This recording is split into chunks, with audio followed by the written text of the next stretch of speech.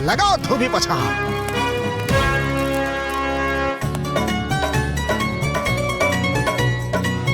शाबाश। हाँ ही भइल दबा।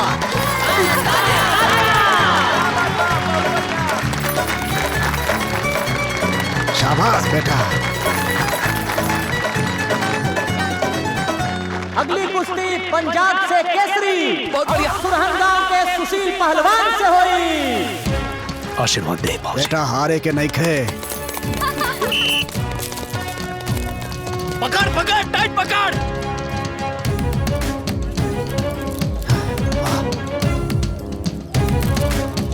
पटक पटक। वाह, बहुत बढ़िया। विजेता है हमारे सुशील पहलवान। अगली कुश्ती भोपाल के सूरमा और सुरहन गांव के सुशील पहलवान से हुई। वाह।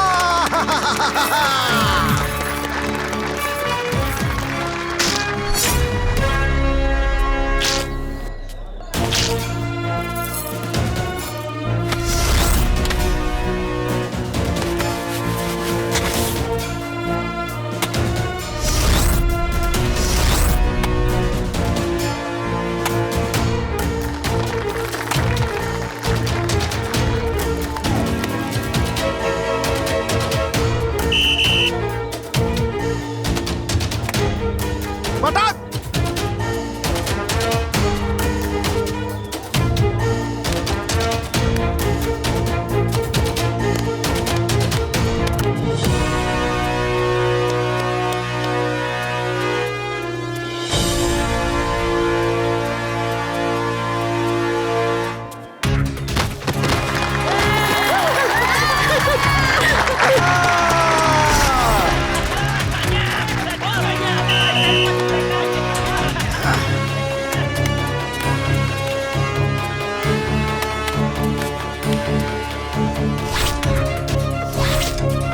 घुमा के।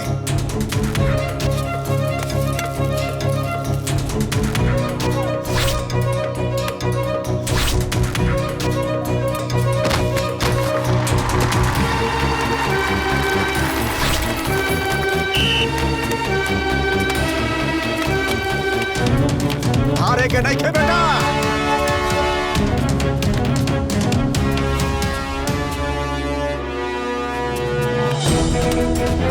वाह।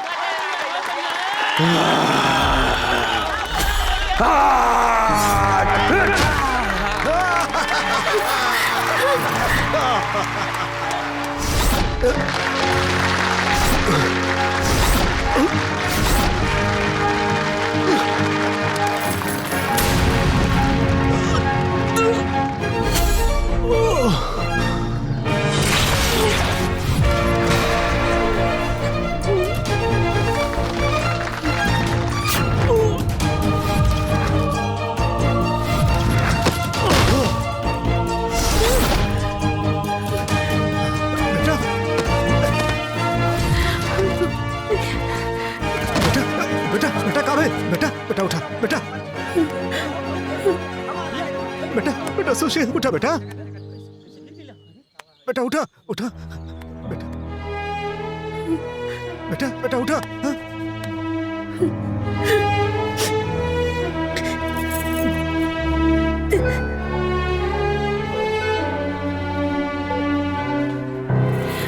बहू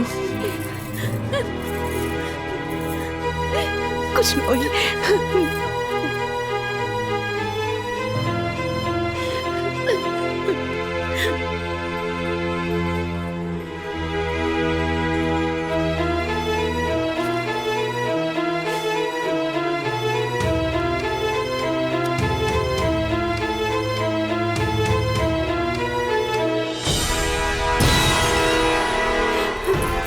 डॉक्टर साहब सुशील ठीक बा? देखिए, भारी वजन उठाने से उनकी गर्दन और कमर की नस डैमेज हो चुकी है। स्थिति बड़ी नाजुक है।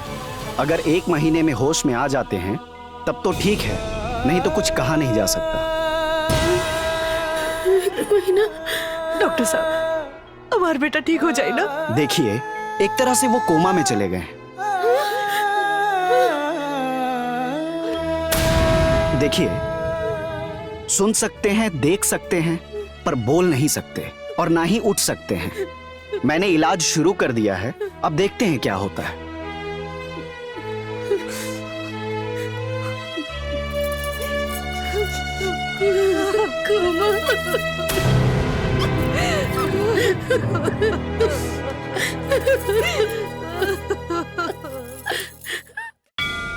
गामा के परिवार के ऊपर बहुत बड़ विपदा पड़ल बा। पूरा परिवार दुख में बाटे। देख के सहल न जात बा। हमरा के लागत बा कि दुल्हनिया के गुड़वे अच्छा ना बा। अरे भाई, ये तो कहे के बात बा ना। ऊपरा से जमन लिखल बा वो तो भोगही के पड़ी। हम सुनली है कि डॉक्टर झूठो मूठो कर रोक के बस पैसा चूसत बा, आ कौनो फायदा भी ना होता। सबकर बाकी दुल्हनिया के देख के करेजा फाटे लागला। बेचारी के अभी नई नई शादी भइल रहे, ना कोनो बाल बच्चा भइल। इतना बड़ा विपत्ति भगवान उड़ा देले। बहनी ओकर जीवन कैसे पार होई? अम्मा जी, हमके लागता कि दुल्हनिया के गुड़वे अच्छा नहीं खे। डॉक्टर साहब, जब सिर्फ दवाइयाँ चलावे के बा तो घर से भी हो सकेला ना। यहाँ अस्पताल में कितना दिन बहुत खर्चा। देखिए, आप समझ नहीं रही हैं, मामला बहुत क्रिटिकल है। अभी मैं नहीं छोड़ सकता। जब छोड़ना होगा मैं खुद ही बता दूंगा। अभी इलाज चलेगा।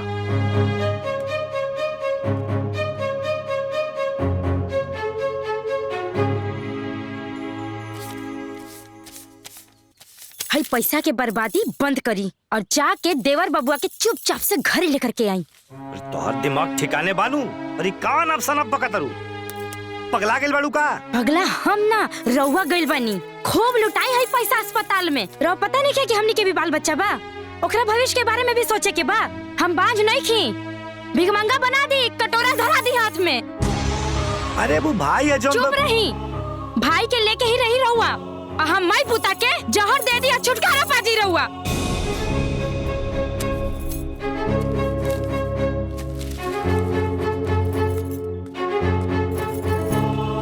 भैया,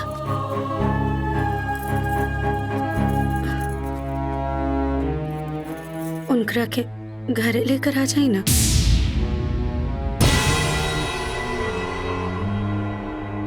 बहू, वही जो डॉक्टर बा, अगर वो घर आ जाए तो घर में वो सब कैसे? हम सब कर ले अम्मा जी। दवा तो घरवा में भी हुए चली, जौन वहाँ चला था। बाकी जौन सेवा पानी करे के हुई वो हम यहाँ कर ले। वैसे भी उनकरा के अस्पताल में रख के सबके बहुत ज्यादा फालतू खर्चा हो रहा बा। घरे लेकर आ चाहिए उनका के।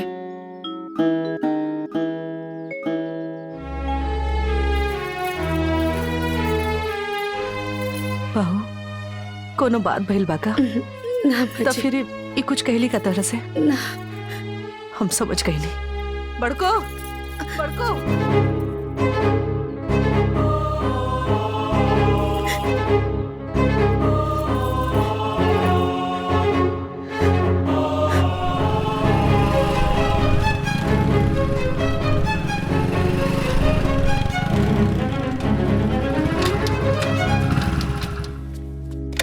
नमस्कार समधी जी। नमस्कार। खुश रह बेटा। आई बैठी। ना देखी, बैठल बैठावल तो होत रही। हमके दामाद जी के देखे के बा और हमके अपन बेटी या दामाद से मिलवा दी बस। कृष्णा, लेके जा इनके। आओ बेटा। चलिए आए। आवा, बैठा। खुश रह, खुश रह, खुश रह, बैठा।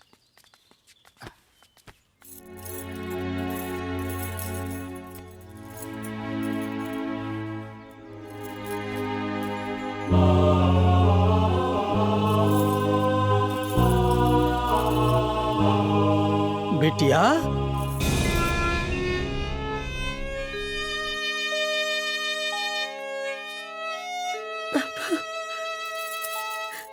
प्रणाम बाबा। खुश रह। अब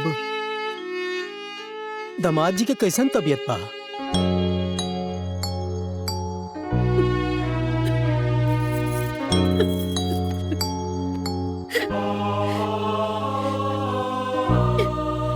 ए बिटिया,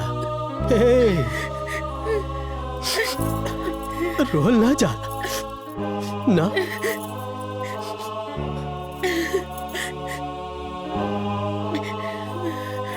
अब तो से एक बात करे के रहे बेटी।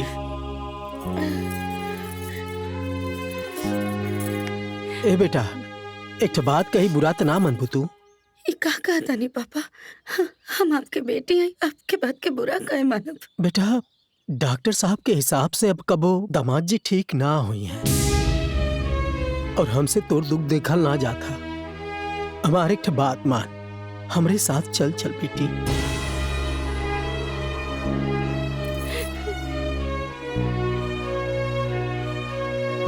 ये का कर रहल बानी पापा? हम सही कहते बेटी, जिंदगी बहुत लंबी है। हमार छोड़ के बेटिया कैसे इतना लंबा जीवन जी अकेले। तो हमारे साथे चला, हम तो हर दूसर ब्याह करा देते।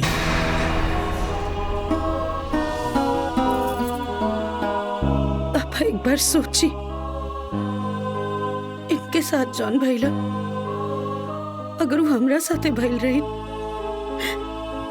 और वो हमरा के छोड़ देते या मायके पहुंचा देते, तब आपके कैसन लागत?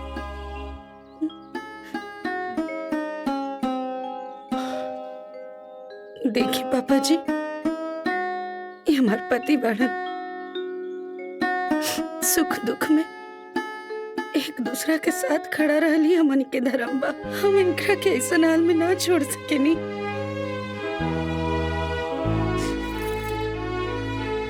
किस्मत में चाहे जौन लिखल हुई वो हुई, बाकी हम इनके कबू ना छोड़ब।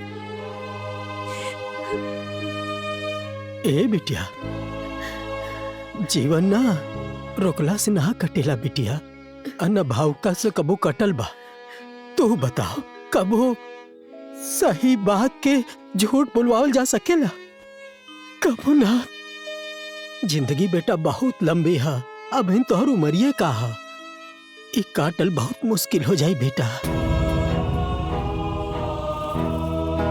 पापा वो कहल जाला ना कि शादी के बाद बेटी पराई हो जाले, तो आप हमके पराई ही समझी। बेटी, हमारी है घर और ये घर छोड़ के हम कहीं ना जाए। पापा, परिस्थिति चाहे जौन भी होगी, खाली पति के साथ ही पत्नी के हर परिस्थिति से लड़े के ताकत दिला। लेकिन बेटा, पापा, हम हाथ जोड़ता नहीं आए बानी था, खाली हमके आशीर्वाद दे के जाए, हमके सलाहना चाहिए। प्रणाम।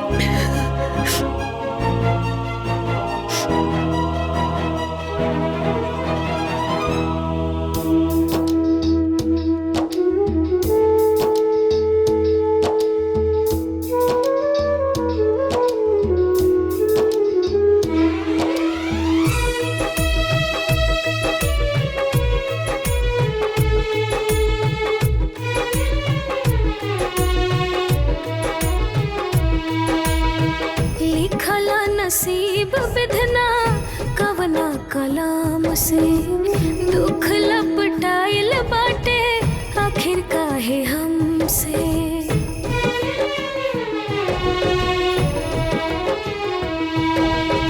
लिखला नसीब बिधना कवना कलाम से दुख लपटाइल बाटे आखिर काहे हमसे। सुखवा के दिन दूरे छूटल बा हो, सुखवा के दिन दूरे छूटल बा, दुख के पहाड़ सर पे टूटल बा। हरे काहे तकदीर हमसे रूठल बा।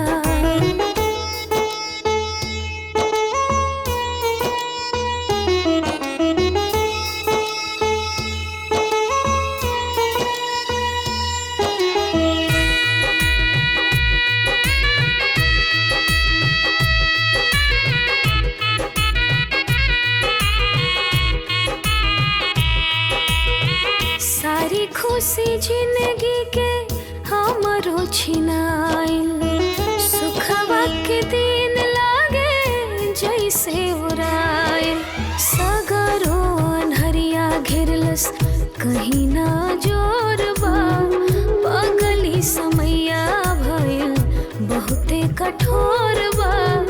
धुआं धुआं जिंदगी में उठल बा, दुखवा में बड़े आज जीवन संगतिया।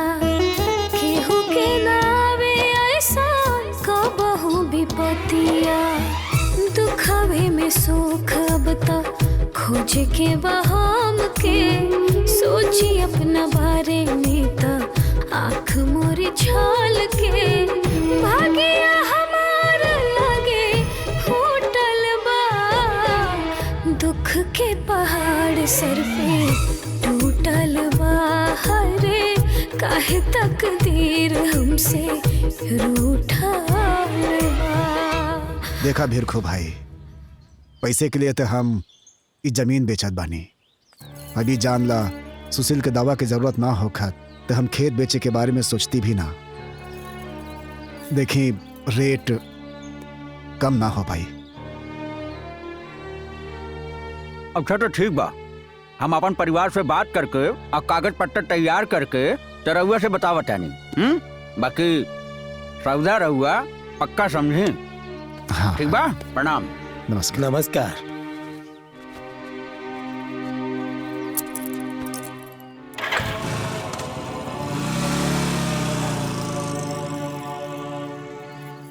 आमा जी, ई का खेत बेचे के बात होत रहल हा? ओ बहू सुशील की दवाई खातिर पैसा नहीं खे, त सोचनी है कि खेत बेच के। त खेत बेचाई? बहू और कोनो उपाय नहीं खे। छुटकी के जितना गहना गुड़िया रहे वो तब सब बिका गई नहीं, और अब खेत बेचे के अलावा और कोनो उपाय नहीं खे। हम कुछ नहीं जानत। खेत ना बेचाई त ना बेचाई। अरे रवा लोगिन दोसर रास्ता निकाली लोगिन। हम कह देता नहीं, वो खेत में हमरा हिस्सा बा। आज खेत बेचाई, कल घर बेचाई, दुआर बेचाई, हमरो लइका बच्चा बा त हम रास्ता रास्ता भटक के डफली बजाई। खेत ना बेचाई त ना बेचाई, कह देनी ना। बहू बहू हमारी बात तो सुन। बहू ना बेचाई त ना बेचाई, कह देनी। गोड़ लागत नहीं दादा सब के हुके। ए बहू। रुकिए अम्मा जी। अम्मा जी, दीदी सही कहता रही। जर जमीन बेचला से समस्या खत्म ना हुई। जैसे हमार सब गहना बेच के ओकरो पैसा खत्म हो गई, ऐसे ही खेत के भी पैसा खत्म हो जाए। फिर का हुई? देखी माँ जी, इस समस्या के कोनो स्थायी उपाय सोच के पड़ी। बहू, और कौन दूसरा उपाय बा बहू? नौकरी। नौकरी? नौकरी? हाँ माँ जी, नौकरी। अगर आप लोग इजाजत देती तो हम कोनो नौकरी कर लेती। अरे दुल्हन, ये तू का कहत बाड़ू? तू दुल्हन बहुरिया होके नौकरी करबू? अरे आज ले एक कुल खानदान से कोनो औरत घर से बाहर कदम ना रखलस, और तू नौकरी करे के बात करत बाड़ू। तू नौकरी करबू तो गांव जवार वाले का कहिए? ना ना बहू, नौकरी के बात दिमाग से निकालता। बाबूजी, लोग के कहा ये कुल मत सोचे। लोग कुछ ना कुछ तो कहबे करी। बाकी हमनी के परिस्थिति में मदद केहू ना करी। ऐसे में हमनी के का करे के चाहिए, ये सोची बाबूजी।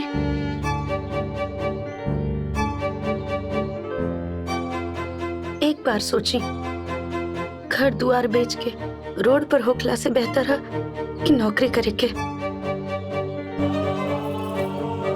बाबूजी, हमके नौकरी करे के इजाजत दे दी।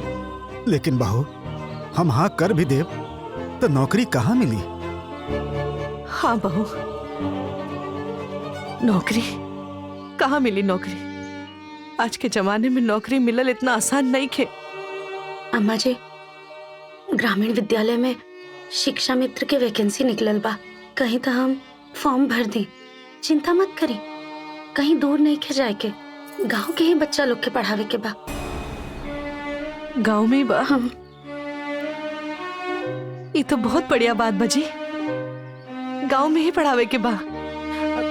ठीक बा बहू। वाह वाह वाह, अब ई नौकरी करी है। और जब हम नौकरी करे के कहत रहनी हा तो ओ घरी रउआ लोग के नजर लागत रहला। कहाँ गए लोग घरी मान प्रतिष्ठा मर्यादा रउआ लोग के? हाँ, अब कान खोल के सुन ली, अगर ई नौकरी करी है तो हमहू नौकरी करम। बड़को समझा कर। हम सब समझतानी अम्मा जी, हम बुड़बक नहीं खी। अगर ई नौकरी करिए तो हमहू नौकरी करम, कह देतानी।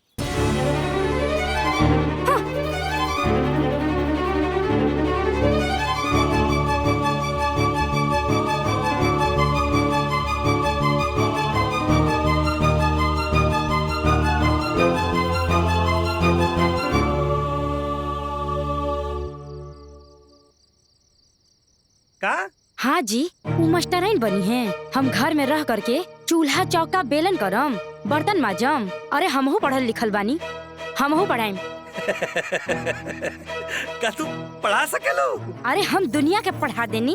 इ नान नान गदेला के पढ़ाई में का रखल बाटे? हमरे जैसा आदमी रहल हा कि रवा के पढ़ात पढ़ात मनई बना दिहनी, न तो एको पैसा के बुद्धि ना रही।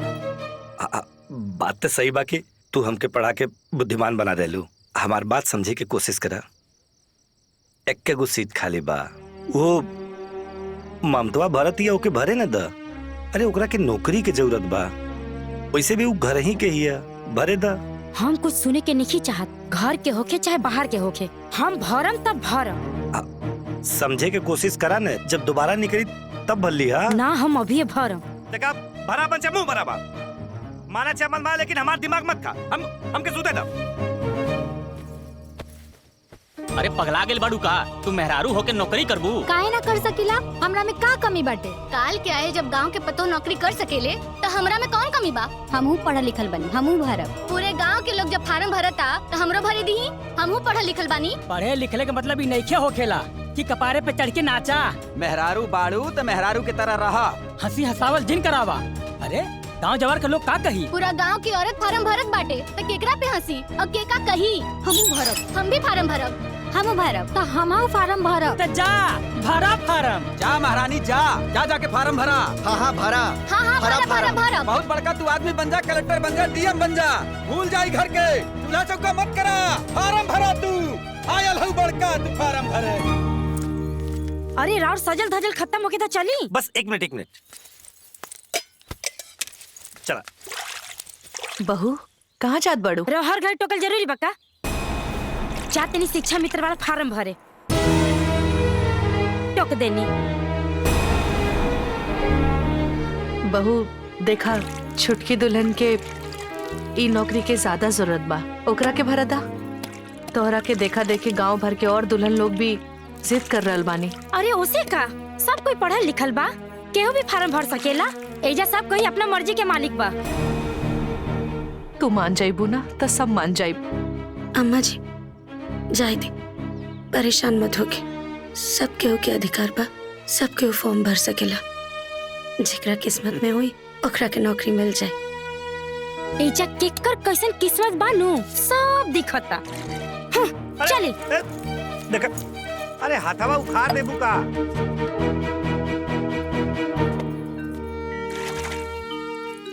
तू हट, हम कर देता नहीं। जा तैयार हो जा, देर हो जाए। अम्मा जी बस 2-3 बर्तन बाचल बा, ओकरा बाद उनके नहवावे के भी बा, हम करके चल जाइब। ठीक।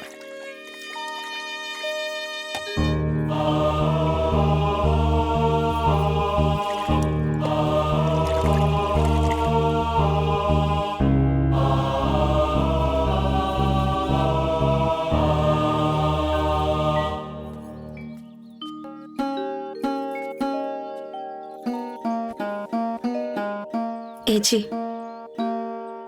हम जाता नहीं शिक्षा मित्र के वैकेंसी खातिर फॉर्म भरे। आप प्रार्थना करब कि हमार चयन हो जाओ।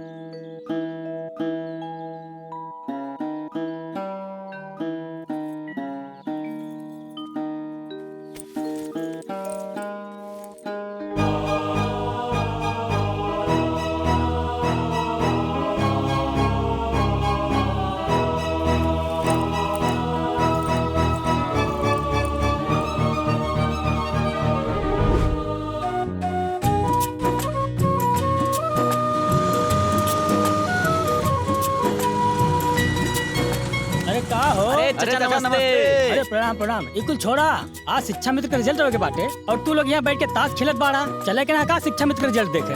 अरे चच्चा वह तो बतकही होत बाटे। हाँ, एक ठो सीट बा अब पूरा गांव भरले बा। हाँ तो चाचा केकर होई। देखा केकर किस्मत चमकेला। के गांव का पहली नौकरी करे वाली महिला हुई का भैया। हाँ हाँ सही कहला। जे केहू होई ओकर गांव के इतिहास में नाम दर्ज हो जाई। सही कहा तू, एकदम सही कहा। लेकिन ये रिजल्टवा निकली कहाँ। अरे बाबा चला ना, वहाँ प्राइमरी स्कूल के विद्यार्थी पे चस्पा होखी। आवाज सब चला चल के देखा जाए केकरे माथे पे सहरा बंधी। हाँ चला चला चला चला चला चला चला बंद कर। चली चली देखी। हे भैया हटा तनी हमनी का होता देखे दा। अरे अरे इ नोटिस बोर्ड पे तो नोटिस नहीं खे चपकल बा। पता नहीं कि रिजल्ट आइबो करी कि ना। हाई देखा दरवाजा भी अंदर से बंद कैले बाड़े लोग। अरे भाई अब तो भगवान जाने, हमरा तो कुछ समझे नहीं खे। धीरज धरा भाई, अंदर कमरा बन के लिस्ट बनावत हुई है। लिस्टिया बन जाए तब नोटिस बोर्ड पे चस्पा हुई। अरे चचा कैसे धीरज रखे, यहाँ मन तक कुलबुलात बा। अरे ये गांव का मास्टराइन के बनी यह सोच के मना कुलाता। अबे थोड़ा देर में पता चल जाई के करे भाग में ही नौकरी बा और के बनी शिक्षा मित्र। के बनी हम ही बनब शिक्षा मित्र। हमरा से केहू ज्यादा यहाँ पढ़ल लिखल बा का? तू ही तो एक लाता पढ़ल लिखल बाड़ू, बाकी सब एजा अंगूठा छाप बा। बड़ आइली नौकरी ले वाला। अरे हमरे नौकरी मिली, हमरे नाम छापी। केहू ना बनी हम बनेम और केहू ना बनी। अरे केहू ना बनी हम बनेम हम। अरे चुप रहा, कैसे तू बनबू, हम बनब हम। केहू ना बनी हम बनम हम। अरे चुप रहा, हम बनम हम। अरे चुप रहा, हम बनम हम। अरे चुप हो जा। अरे हम बनम।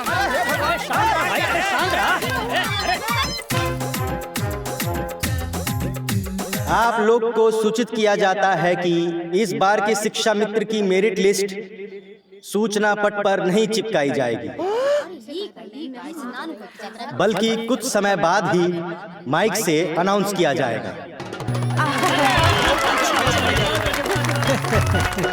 बस आधा घंटा में इस गांव के शिक्षा मित्र कौन होगी ये नाम आपके सामने होगा। चला घर चला। चल चल। तब तक आप लोग एक गाना सुनिए और आनंद लीजिए। पढ़ लिखल ले देवरानी जी, आज हम बड़ा खुश बनी जी। काम धाम हम करब तो करबू पढ़ाई, जिकरा को ना दिक्कत होई उसे होई लड़ाई। ना बने है खाना चूल्हे में आँच बरी। ई का गावता? देवरानी हमर पढ़ के गनवा का भइल? गाना में का भइल? ई गावता की देवरानी मास्टराइन बनी है। अरे जेठानी नु मास्टराइन बनी है। अरे भाग्यवान, ई गाना ह चाहे देवरानी के गावे चाहे जेठानी के, बकिर मास्टराइन तू ही बनबू। देवरानी हमर पढ़ के मास्टरी करी है, सिवान वाली पढ़ के मास्टरी करी है। ए दुल्हन जी अब तू भी चला। जानता रू रिजल्ट अब भोपू से बतावल जाई। अच्छा हाँ बहू, मेरिट लिस्ट अब बोर्ड पर ना चिपकावल जाई। ए दुल्हन गांव भर के सभी लोग चल गए, अब तू भी चला। हम तो ना जा पाई बम्मा जी। काहे? अरे इतना सारा काम बा, कपड़ा लत्ता कैला के बाद उनका के शौच भी करावे के बा, नहावे धुआवे के बा, ओकरा बाद खाना बना के खाना खिया के दवाई खियावे के बा, ओकरा बाद कुल कपड़ा छत पर पसारे के बा। बहुत काम बा अभी हमके। अरे बहू ना जाइबू तो पता कैसे चली? अरे बाबूजी, जेकर चयन हुई ओकरा खातिर अपॉइंटमेंट लेटर घर पर आ जाई, तब पता चल जाई हमके। अच्छा तो एक काम करता नहीं, हम चल जाते नहीं। हाँ ए जी चली चली। हाँ चला चला चली चली। अब आप लोगों ने गाने का आनंद खूब उठा लिया, तो ध्यान से आप लोग सुनिए कि आपको बता दें कि सुरहन गांव में एक शिक्षा मित्र सीट के लिए 25 लोगों ने आवेदन किया है, जिसकी मेरिट लिस्ट तैयार हो गई है, जिसमें सबसे हाईएस्ट मेरिट लिस्ट 98% है। आपको जानकर खुशी होगी कि 98% मेरिट है आपके गांव की ममता जी की, जिनको शिक्षा मित्र के लिए चयनित किया गया है।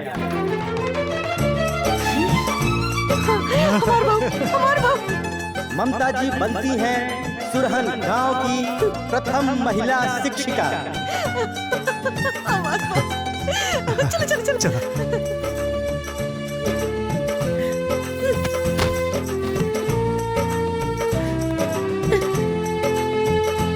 हम तो तहरा से पहले ही कहले रहनी ना, अब देख लू है ना भाई। अरे हमके का बता रहे?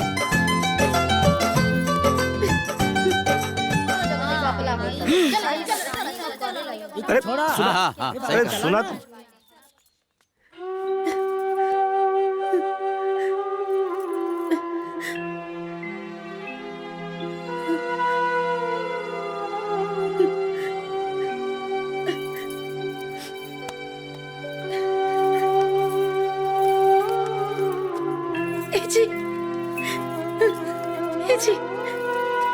जी ए जी सुनी ना, हमरा के नौकरी मिल गई जी। अब हमनी के कुल समस्या खत्म हो जाए। अब आपके दवा खातिर, इलाज खातिर हमनी के केहू के आगे हाथ न फैलावे के पड़ी। अम्मा जी के कितना चिंता होत रहे हमेशा, और बाबूजी के 2 पैसा ज्यादा कमावे खातिर ए उम्र में भी कितना बच्चा लोग के पहलवानी सिखावे के पड़त रहे। अब वो लोग के भी बोझ तनी कम हो जाए। हम बहुत खुश बानी जी।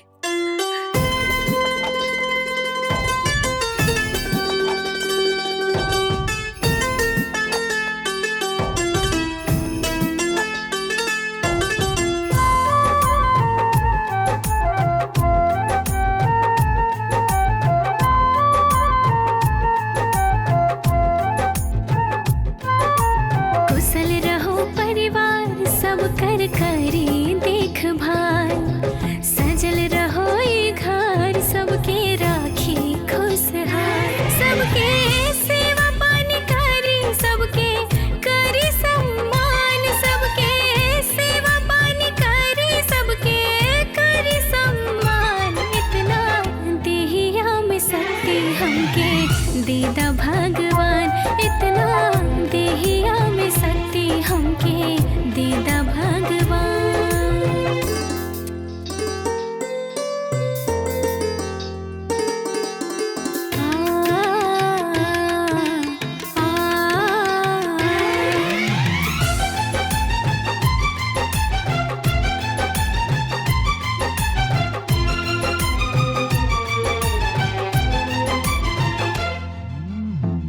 अम्मा जी तू बाड़ू हमरा माई के समान हो, ससुर जी देवता हवे बाबू जस महान हो, बड़की बहिन लेखा हो तू जेठानी बाड़ू, अरे हमरा घरवा के तू तो महारानी बाड़ू।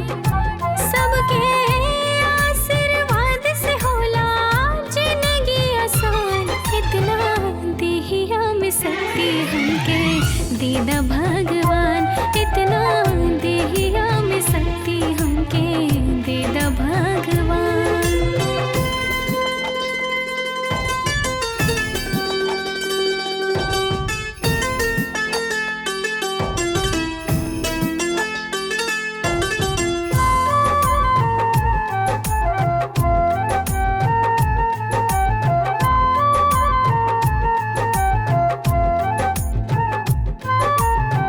अब त लागे घर के हमरे सुधरी हालात हो, जिंदगी के होए अब त नया शुरुआत हो, घर गुलजार रखिया हो जियार रखिया, भगवान सबके दिलवा में तू प्यार भरिया, केहू के भी हमसे दुख ना पहुँचे कृपा निधान, इतना देहिया में शक्ति हमके दीदा भगवान, इतना देहिया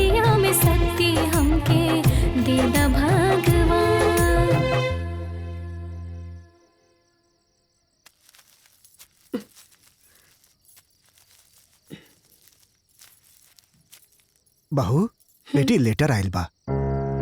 दिखाई।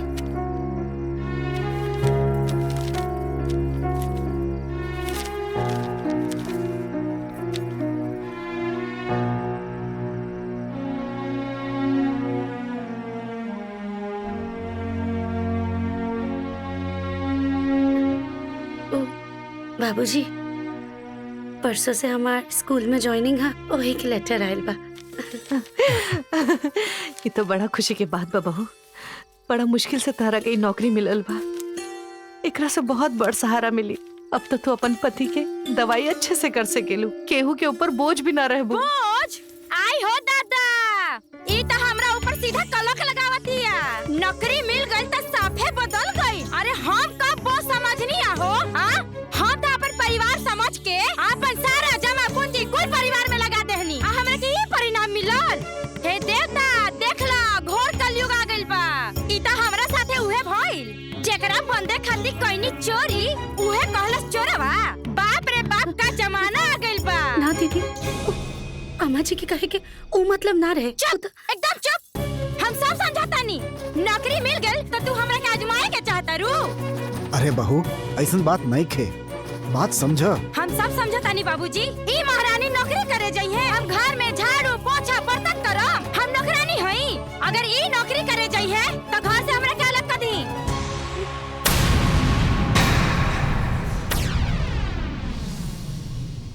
बहू पगला गेल बाड़ू। कुछ तो सोच समझ के बोला। हमरा सब समझ में आता। रवा लोग जो गिरगिट नियन रंग बदलते हैं नु सब समझ में आता। काहे इतना चिल्लात बाड़ू? का भइल? हम चिचियाता नहीं। अरे पूछी अपना माई बाबूजी से।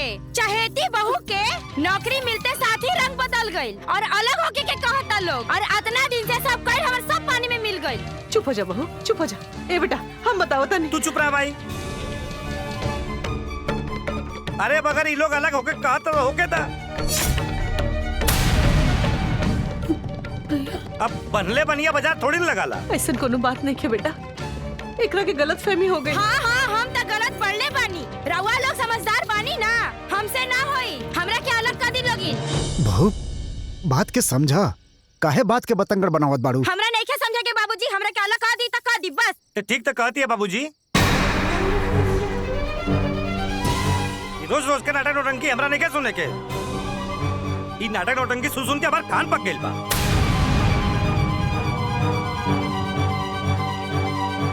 अब आज के बाद घर में दो गो चूल्हा जरी।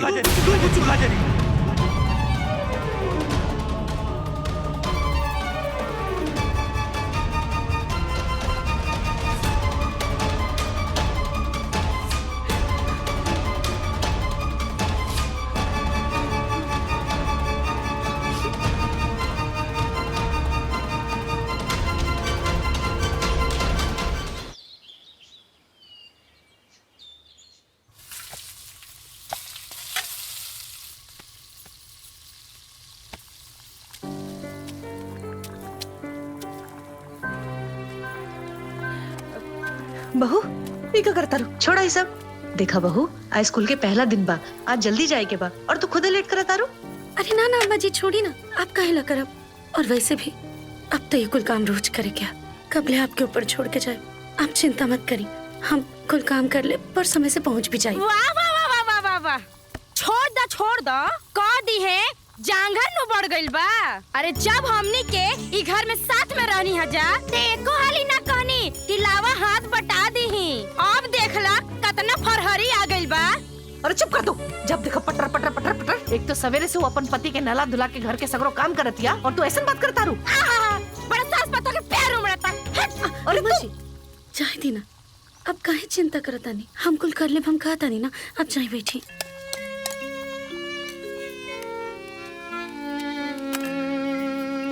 भगवान तो के हिम्मत दे।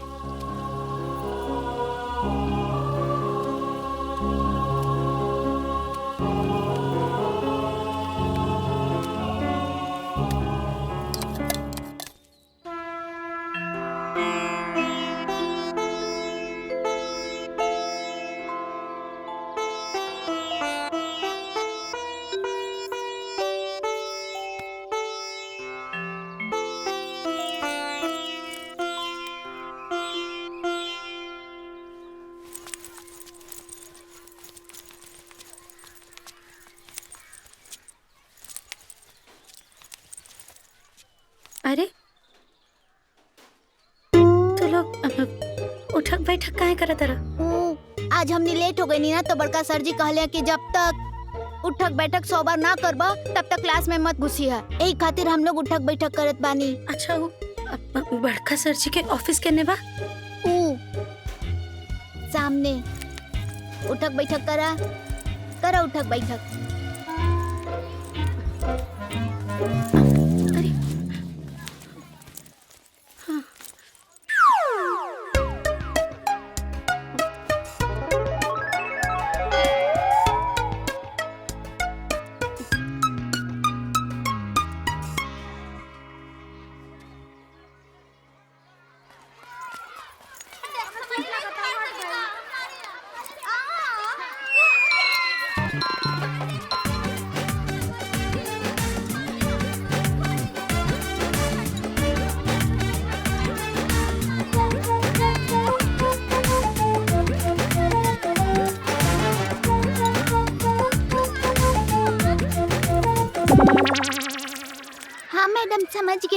समझ गेलू ना, जब हम छोट रहनी ना तो हमहू स्कूल में ऐसे ही काम करत रहनी। सारा A to Z मैडम के सब बात मानत रहनी।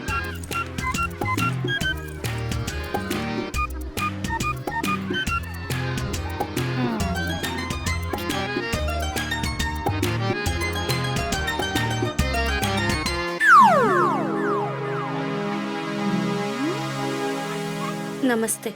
नमस्ते नमस्ते। हम ममता, शिक्षा मित्र। अच्छा तू ही ममता बाड़ू।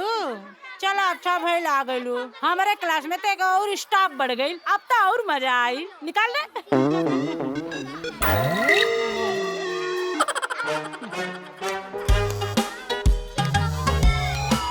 आप लोग यहाँ मजा करे आयल बानी के बच्चा लोग के पढ़ावे आयल बानी? बताई तो पूरा के पूरा स्कूल के धर्मशाला बना के रख देले बड़ा लोग। हाय का होता स्कूल में? खैर छोड़ी, प्रिंसिपल सर कहाँ बड़े? प्रिंसिपल साहब पीछे। नई नई दुल्हन नए नए चार, अंडा सिखवे बच्चा के करे चाव चाव। रुका, 2 दिन बाद तोहरा पता चली।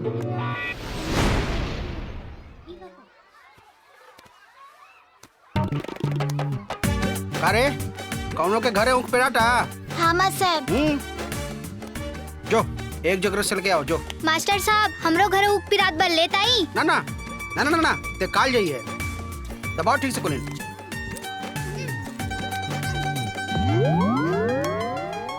बाप रे बाप, ये लोग तो टीचर के नाम पे एकदम कलंक बाड़े, कलंक। नमस्ते प्रिंसिपल सर। ममता जी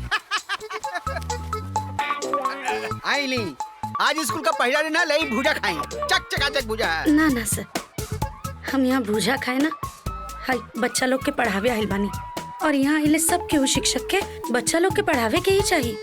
बाकी यहाँ तो सबके देख के ऐसा लगा था कि कोनो पिकनिक चला था। अरे पढ़ाई लिखाई से केहू के कोनो मतलबे नहीं खे। ना ना ऐसा बात तो थोड़ी बा। अरे आदमी पढ़ावे पढ़ा थक जाला तो तनी आराम कर लेला। पढ़ावे के साथ साथ घरे के भी तो जिम्मेदारी बा है। आखिर वही खातिर तो नौकरी करता। अरे तो घर के काम घर में करे के चाहिए ना, यहाँ स्कूल में ना। और ऐसे तो बच्चा लोग के भविष्य के साथ खिलवाड़ होता। और का हम ही के सिखावत बिया। बुझाता के हेडमास्टर हम ना यह बिया। एक लक्षण कुछ ठेके नहीं लगत बा। खैर छोड़ी सब, हमरा के खाली बताई कि हमके कौना क्लास में पढ़ावे के बा। बतावा तानी और चल के परिचय भी करा देता नी। अरे हेले को जल्दी कराई, जूता पहनी। बस बस बस बस। अरे लाइकन का भविष्य बहुत जरूरी होला। यही खातिर तो हमने के यहाँ पे आई। चुप चुप बैठ बैठ बैठ बैठ बैठ बैठ बैठ बैठ। पता नहीं क्या खा के कुलावा ना, उधम बचा के रख देले बाड़ा कुल। हाँ गो हाँ गुड। बैठ बैठ बैठो। बैठ। ये देखा तार लोन का नहीं कि मैडम बाड़ी, अब आज से यह पढ़ाई है, बुझला? ठीक बा मास्टर जी। हाँ ठीक बा ना, अब हम जाता नहीं। चुप चुप। शांत हो जा, शांत। हट हट हट। गुड मॉर्निंग मैडम जी। अरे पहले बैठा, तू लोग बैठा। Good morning. और हाँ, तोहनी लोग के हमरा के मैडम जी बुलावे के कोनो जरूरत नहीं है।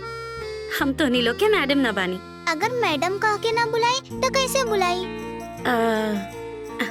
देखा, हमरा खातिर तू सब जने हमरा परिवार के सदस्य बाड़ा लो, तोहनी लोग के जौन मन करे बुलाला, या तो मासी बुलाला, या तो बुआ बुलाला, चाहे दीदी बुलाला, जौन मन करे बुलावा, लेकिन मैडम ना। ठीक बा? ठीक। चलो लोग, अभी अपना अपना गणित के किताब निकाला था।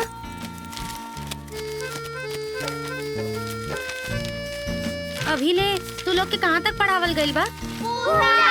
तब तू लोग के सब आवेला? अच्छा चलो लोग, हम तोहनी लोग के शुरू से पढ़ावतानी। ठीक है?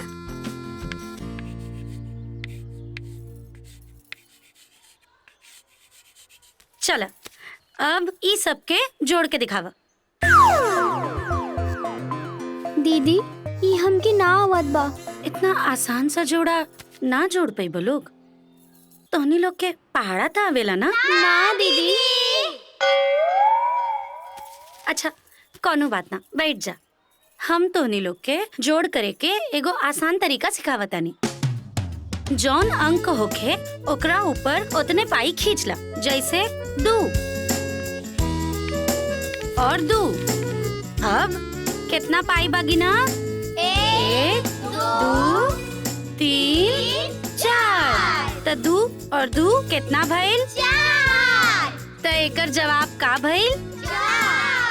4। अब यही तरीके से ये बाकी कुल भी जोड़ कर अपना अपना कॉपी में, और हम आके चेक करब। ठीक बा? ठीक बा दीदी।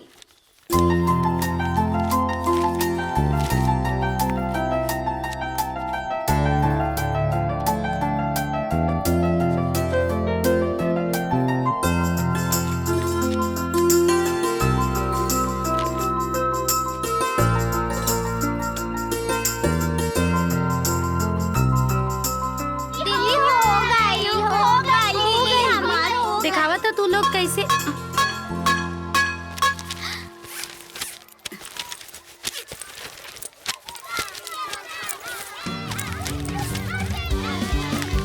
ये छुट्टी में हम घर जाके उनकर कुल काम कर देते हैं। अम्मा जी बाबूजी परेशान हुई हैं।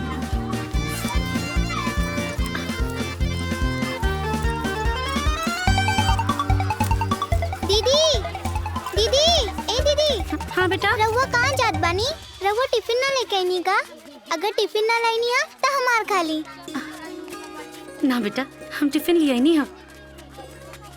जब लौटब ना तब खा ले। तू खा ला, एगो जरूरी काम से जाए के बाद। ठीक ना?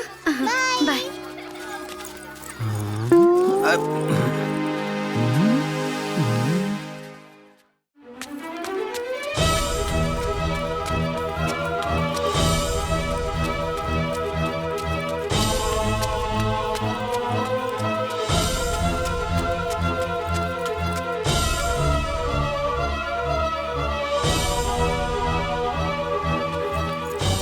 एकरा के कैसे खाली करे के बा हमके पता नहीं खे। हमके भी नहीं मालूम। ये तो भर गइल बा। बहू के आते तो शाम हो जाई। बहू आ गई। देख बहू, तार बाबूजी कब से परेशान बाटे। ये पेशाब के थैली कैसे बदल जाला? अरे उहे सब करे खातिर तो हम दोपहर के छुट्टी में आयल बानी। आप लोग जाई आराम कर दे। हाँ ठीक बा। अच्छा बहू, ये दवाई। अरे ये सब के आप चिंता मत करी। हम रोज ये समय पे आके खाना के छुट्टी में कुल काम कर ले। अभी आप लोग बाहर आ जाएं। चलो।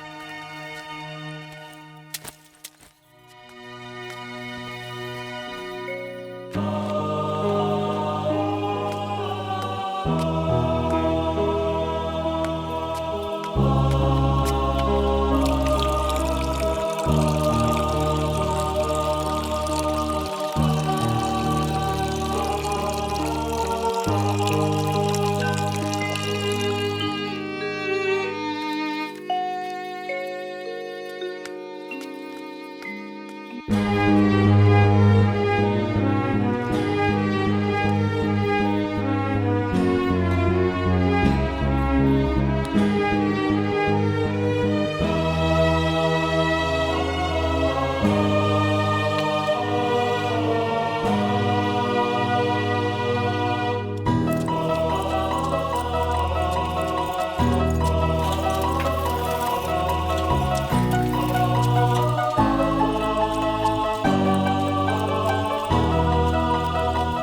देखा, आज पहला दिन अरावते इनकर घूमल घुमावल चालू हो गई। अरे घूमते ना बाड़ी, घंटी बजला के बाद आवताड़ी। कहाँ जाने कहाँ गइल लिया, हमके तो बहुत सिखावत रहिया, अपने खुदे लेटावत रही।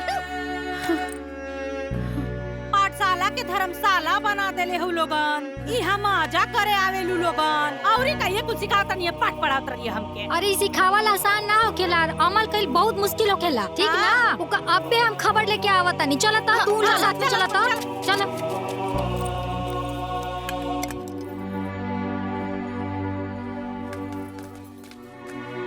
का हो मैडम, बड़ा लेट आइलू हो? हाँ, हमके तो बड़ा कायदा कानून सिखावत रहलू, अपने खुदे कायदा कानून के खिलाफ चल देलू। अरे छोड़ा लोगन जायदा, ओइसे बेचारी के लेट हो गइल बा, तनी सुस्ताई लेवे दा। सुस्ताई लेवे दा, जा सुस्ता। बढ़िया ही नहीं है कायदा कानून सिखावे हमके।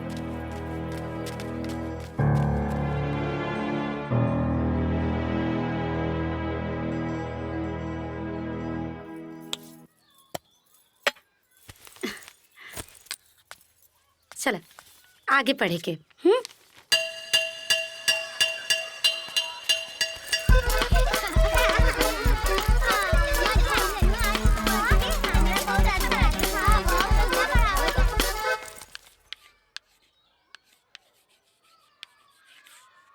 संज्ञा। तो संज्ञा के मतलब केकरा केकरा के पता बा? केहू के पता नहीं खे?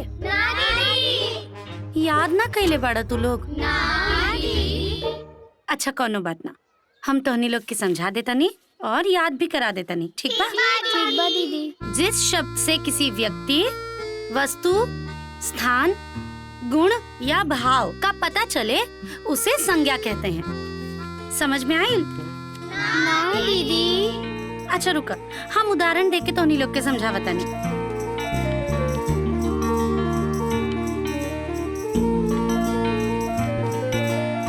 दीदी देखा ही कुछ बोला था ना दीदी, हम तो जहाज उड़ावत रहनी। यहाँ जहाज उड़ावे खातिर आइल बड़ा? हाँ कि पढ़ाई करे? बैठा दोनों जना ठीक से और पढ़ाई पे ध्यान दे, ना तो सच में पिटा जाइबा लोग। जौना शब्द से व्यक्ति के दीदी हमके मारे दिया। ना दीदी हम ना माननी, हाँ झूठ बोला था। अरे अरे ये क्या कर तारा लोग? हम बता देता नहीं, मार दे। चुपचाप से पढ़ाई पे ध्यान दे लोग। हाँ मे आई कम इन मैडम? आवा अंदर। लेट कहाँ है बाड़ा? दीदी हम रोज एकदम सही टाइम पे निकले ली, पर आज हम कीचड़ में गिर गए नी, एक खातिर हम नहा धो के वापस आई नी। हाँ अच्छा चला, हम मान लेनी कि आज तक तू कीचड़ में गिर गई रहला, यही से तो के आवे में देर हो गई। बाकी तू तो रोज लेट आवेला ना? वो दीदी घर के दुआर में कीचड़ बना, एक खातिर हम रोज गिर जाइले।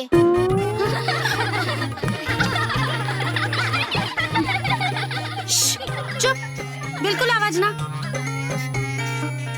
अंदर जाके बैठा, और अगर अगला बार लेट भइला ना तो देख लिया का करब हम।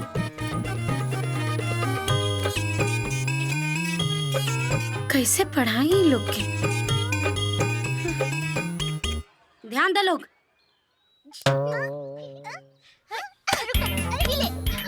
कोनो भी शब्द चुप रहो तू लोग की माई। चुपचाप से पढ़ाई पे ध्यान दो। तब इतना ले समझ में आई है ना? आगे पढ़ाई।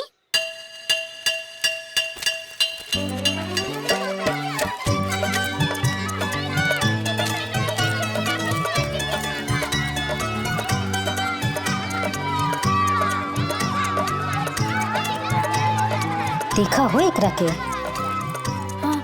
सवेरे सवेरे कहाँ जाले रोज लंचवा में हो? अरे कुछ हो ना। अरे छोड़ा इनका के, हमनी के का मतलब बा? छोड़ा जौन मन का तौन करे। चला आवा। अरे जल्दी हाथ धोआ। अरे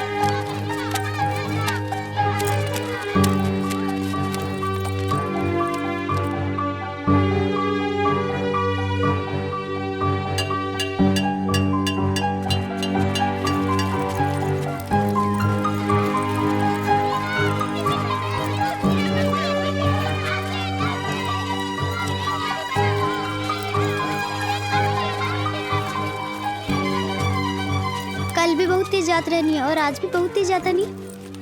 हाँ बेटा, घर पे तनी काम रहेला ना दीदी से हमके पीछे बैठा के ना चलावे आवेला, ना तो हम आपके बैठा के छोड़ देती आपके घरे।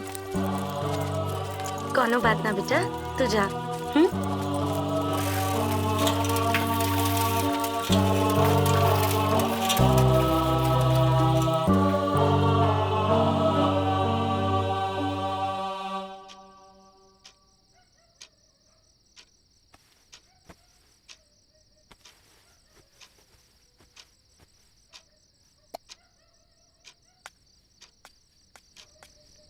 और कुछ ले आई?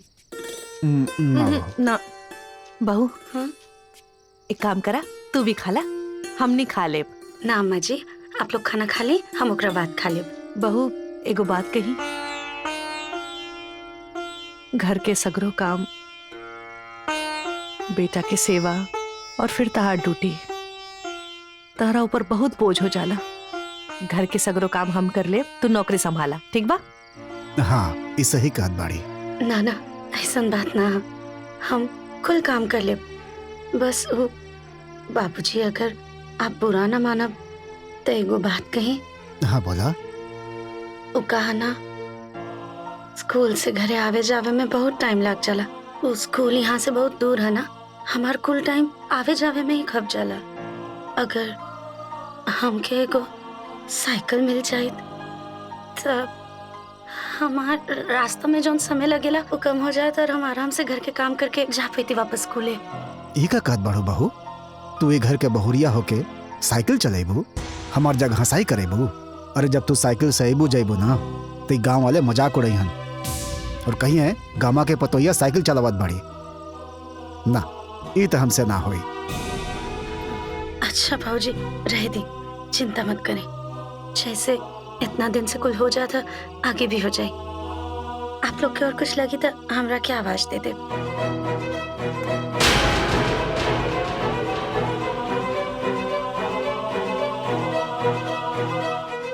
मछली जल की रानी है, मछली जल की रानी है, जीवन उसका पानी है, जीवन उसका पानी है। हाथ लगाओ तो डर जाएगी, हाथ लगाओ तो डर जाएगी, बाहर निकालो तो मर जाएगी, बाहर निकालो तो मर जाएगी। दीदी दीदी, ई मोटका रोज मछली मारेला। अरे तो ओके मारे दा, तू चुपचाप बैठ के अपन पढ़ाई करा था। दीदी हमो मछरिया मारी का?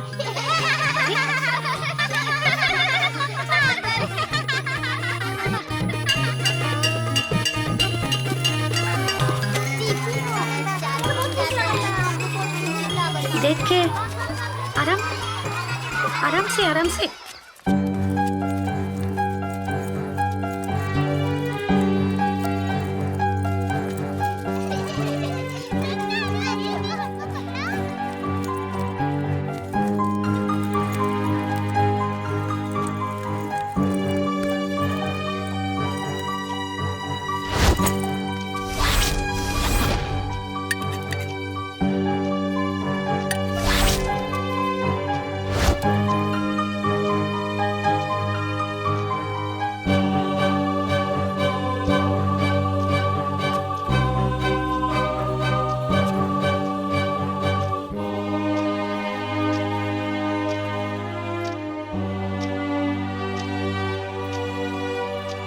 हम आवत नहीं। हाँ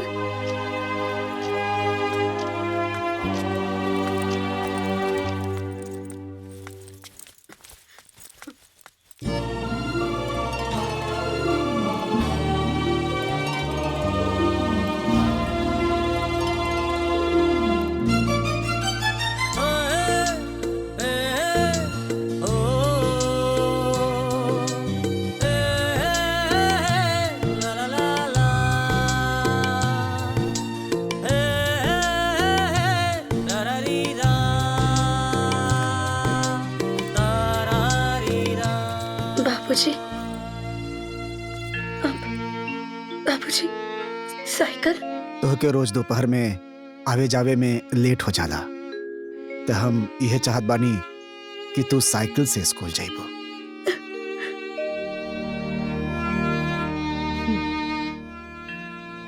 बाकी एकरा खातिर पैसा वो काहे ना बहू, तहार बाबूजी जौन बच्चा लोगन ने कुश्ती सिखावे नी, वो बच्चा लोगन से कुछ एडवांस ले लेनी साइकिल लेवे खातिर।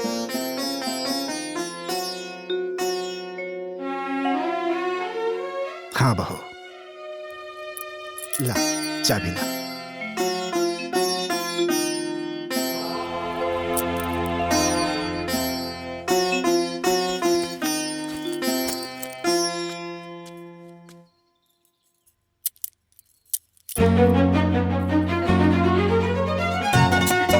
अरे रुक जा, अब अरे जाई ना, भुला गई नहीं।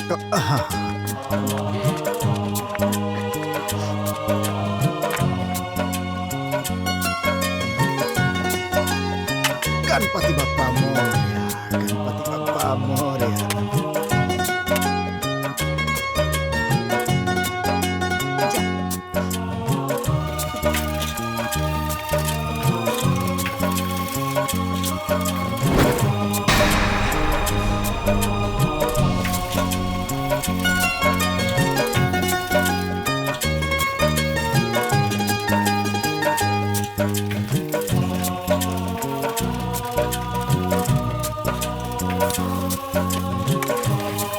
देखा गामा के पतोहिया। अरे माई गामा के पतोहिया साइकिल चलावतिया। अरे भैया हाउ देखा।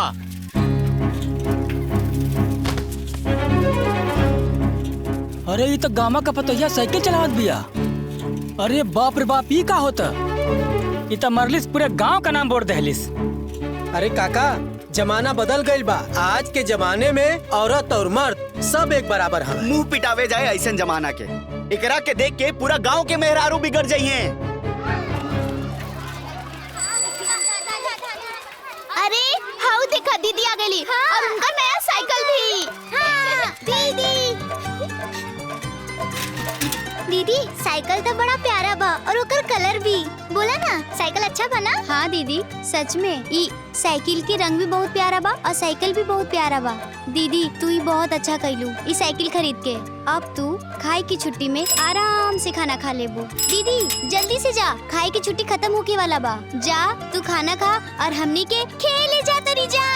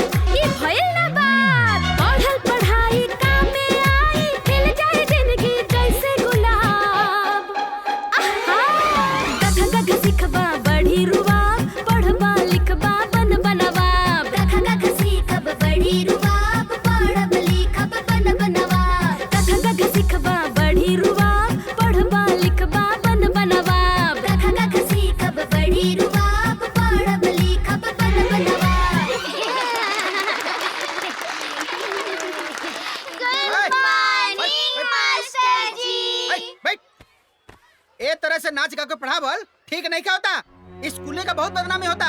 ये स्कूल है नचनिया कट्टा नहीं खे। अरे हमरे नाच गा के पढ़ौला से अगर ये लोग पढ़त आटे ये लोग के जीवन सवरत बा तो एमे का गलत बात बा। ये लोग बच्चा बाड़े सब, जैसे भी समझिए, जैसे भी पढ़िए, वैसे समझावल जाई, वैसे पढ़ावल जाई। एमे का बुराई बाटे। अरे तोहरा समझ से ना, बाकी सबका नजर में तोहरे पढ़ावे के तरीका गलत बा, सुधारा के। सर सुनीता, हाँ हमार पढ़ौला के तरीका में गलती ना बा, बल्कि सबके नजर और सोच में बुराई बाटे। हम तो बच्चा लोग के ऐसे ही पढ़ाई।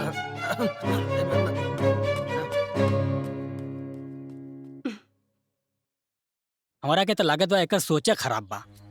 पूरे गांव के मुंह में करिखा पोत के रही हूँ। हाँ भैया एकदम सही कहत बड़ा। एक तो घरे से निकल के नौकरी करे लगल, आ फिर साइकिल चलावे लगल। अब तो स्कूल के लइकवन के संगे पतुरिया के नाच नाचत बिया। हाँ भैया, ये ठीक ना बा। हमरा के त लागत बा पहले अपने संगत में ऊ लइकन के खराब करी, फिर ओहनी के भविष्य खराब करी। सही कहत बाड़ा। हाँ हाँ, कोनो उपाय करे के होई। अरे उपाय सोचे का बा, उपाय तो बटले बा। तो हम सब जन अपने अपने घर के लइकन के सबके स्कूल गली से रोका। हाँ बिल्कुल, इहे सही रही, इहे सही रही। ना उनके संगत में जाई हाँ, ना बिगड़ी हाँ। देखा भैया, बिल्कुल जानी बात सुनला कान खोल के। अपने अपने लइकन के स्कूल जाए पर रोक लगाओ। ठीक ठीक है। 2 एकम 2, 2 दूनी 4, 2 तिहाई 6, 2 चौके 8, 2 पचे 10। देखत बाड़ू कैसे खुशी खुशी मटक मटक के स्कूल जाए खातिर तैयार होता। अरे तू ना जानत बाड़ू, एकर मन पढ़ाई में ना नाच गाना में लागल बा। काका सीखब बड़ी रुआब, पढ़ब लिखब बनब नवाब। काका सीखब बड़ी रुआब, पढ़ब लिखब बनब नवाब। देखा ताड़ू के इस सवेरे सवेरे मटक मटक के स्कूल जाए खातिर तैयार होता। अरे तो अच्छी बात बाटे ना, पढ़ाई लिखाई में मन लगाई के चाहिए। अरे हम सही कहा तानी। देखा ये हाथ से निकल जाए, समझ लो। भगवान जाने ये कुछ बनी या ना बनी, लेकिन नाचा गा वाली जरूर बनी। कख सीखब बड़ी रुआब, पढ़ब लिखब बनब नवाब। कख सीखब बड़ी रुआब, पढ़ब लिखब बनब नवाब। देखा 1.5 फुटवा के कैसे मटक मटक के स्कूले जाए के तैयार होत बा। का भइल, अच्छा न बा? खुशी खुशी स्कूले जाता, पढ़ाई में मन लगता। अरे तू नइखे जानत बाड़ू, ई एकर पढ़ाई में मन नइखे लागत बा, एकर नाच मन लागता। ई का कहत बानी? और ई पढ़े ना ही जाला, मैडम के साथे नाचा जात बा। अरे ड्रेस निकाल, तोहरा के वही जाए स्कूल में नहीं खे जाए के। स्कूल के कपड़ा उपड़ा उतार, चल घर में झाड़ू पोछा कर, चल। उ काहे? अरे कहत है कि ना जाए के तो ना जाए के, वही जा के नचनिया गवैया बनबे। ना पापा, हम उहे जाए तो उहे जाए। देखा आज के बाद वो स्कूल जाए तो हर बंद, हम तो हर दूसरे स्कूल में नाम लिखवाई।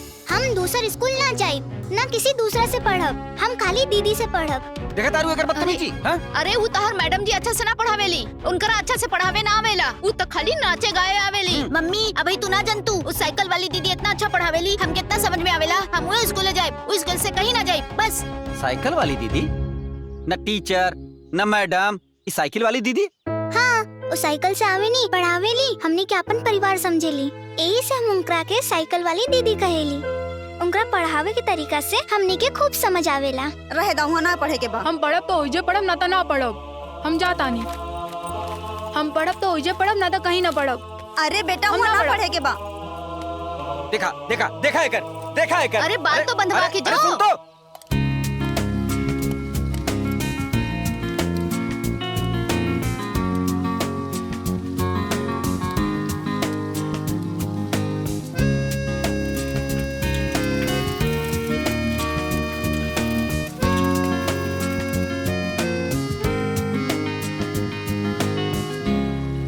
साइकिल वाली दीदी,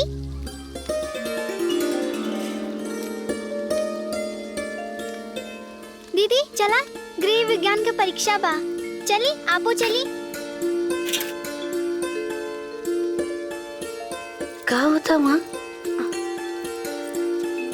देखी ना बहुत कुछ बनाता। हाई कुल का होता? गृह विज्ञान का 6माही परीक्षा होता, और का होता? गृह विज्ञान प्रैक्टिकल?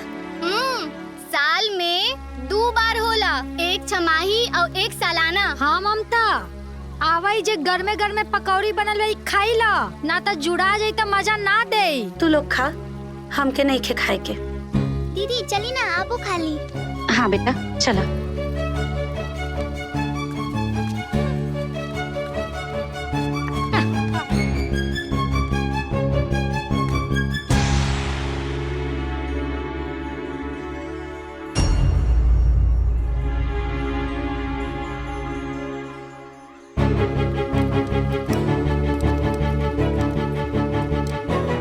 क्लास के सब लड़का लोग कहाँ बा? ऊ लोग कृषि विज्ञान की प्रैक्टिकल खातिर बड़का गुरुजी के खेत पे गइल बाड़े। ना मेहनत से बच्चन के लाइन पर लिए नहीं हम, बाकी लोग के बिगाड़े से फुर्सते नहीं खे। उनकर खेत कहाँ बा पता बा तू लोग के? हाँ हमनी के जाने ही जा। छोड़ा कुल हमके लेके चला था। ठीक बा।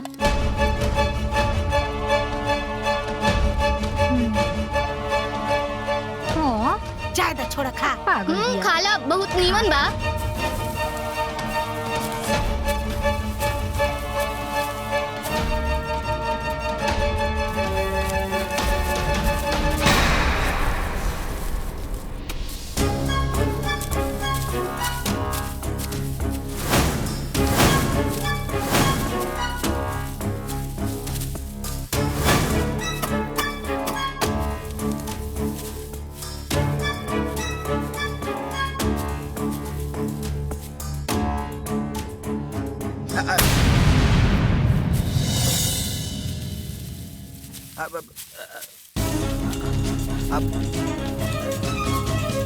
का करतानी सर? स्कूल के बच्चा लोग से काम करवावतानी?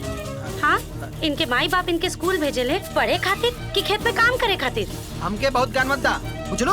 हमके सब बतावा का करे चाहिए का ना करे चाहिए। बहुत सिखाओ मत, तू जाके अपन काम करा।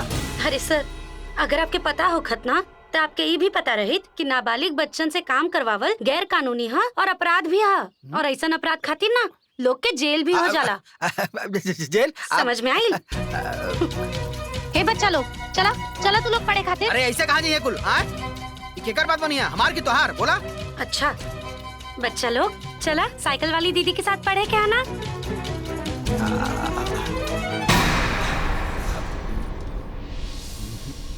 चला लोग, चला चला चला अब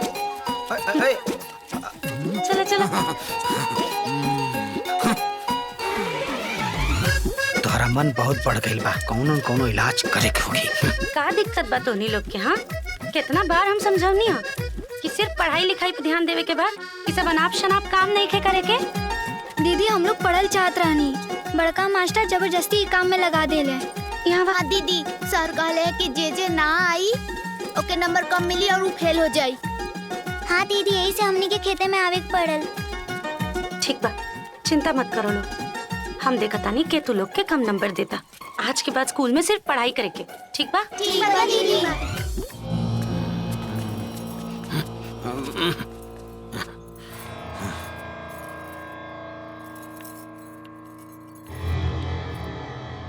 इनके खातिर को सोचे के पड़ी।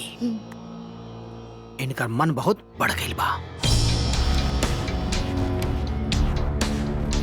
हमनी के तो लगे पचरे तक ना बैठे देले। 100 बेर बोला, एक बार जवाब देले। ऐसे जैसे ये प्रिंसिपल है, प्रिंसिपल बाड़ी तो नाक पर माछी ना बैठ पावे। सर, इनका कौनो बहाना से हटा दी ना यहाँ से। ठीक बा?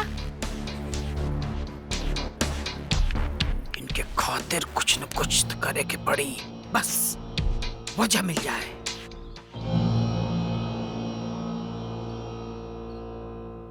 आज फिर होमवर्क ना कैलू है? हाँ, हम कितना बार कहले होमवर्क करके आइल करा। देखा, जैसन हम कहत हई वैसन कैल करा, ना तब फेल हो जाइबू तब पता चली, और तब ना हमसे बुरा क्यों ना होई। आइल समझ में? कल से होमवर्क करके आई है। जा बैठा, पढ़ाई पे ध्यान दा।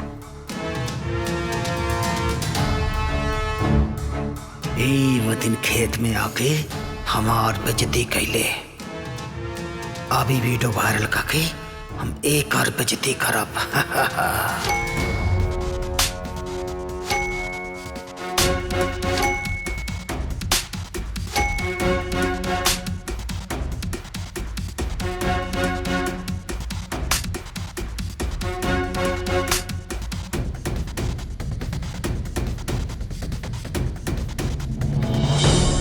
मास्टराइन, हमारा लड़की के तहरा के मारे के हिम्मत कैसे भइल? हाँ, खियावे ले तू, पहनावे ले तू, हाँ?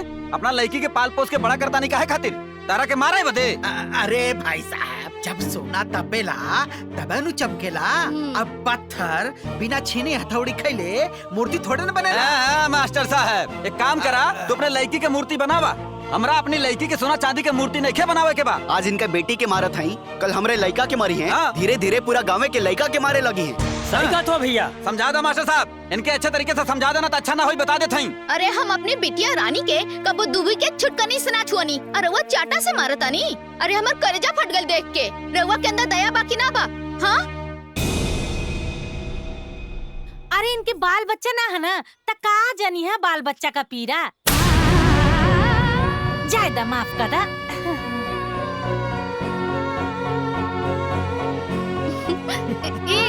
सुना लोगन, वो कैसे होखी है बच्चा गच्चा? इनके पति के तो लकवा मारल बाना।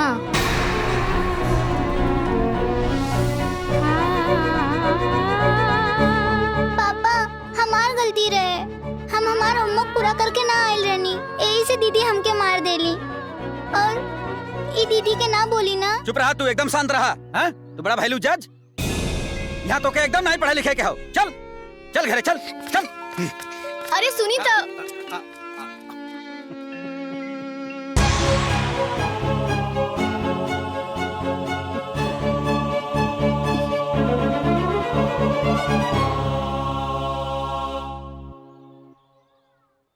दिव्या।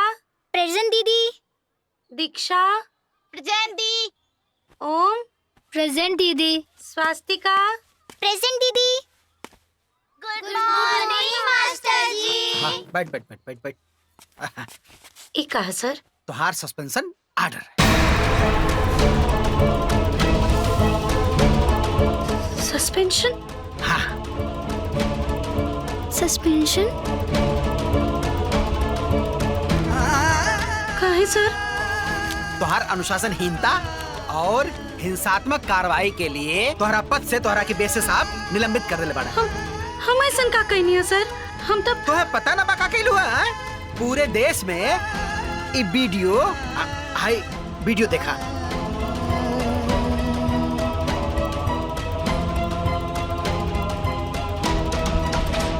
अब ऐसन बा कि आपन बोरिया बिस्तर बांध हो और यहाँ से जा जा जा जा जा, जा।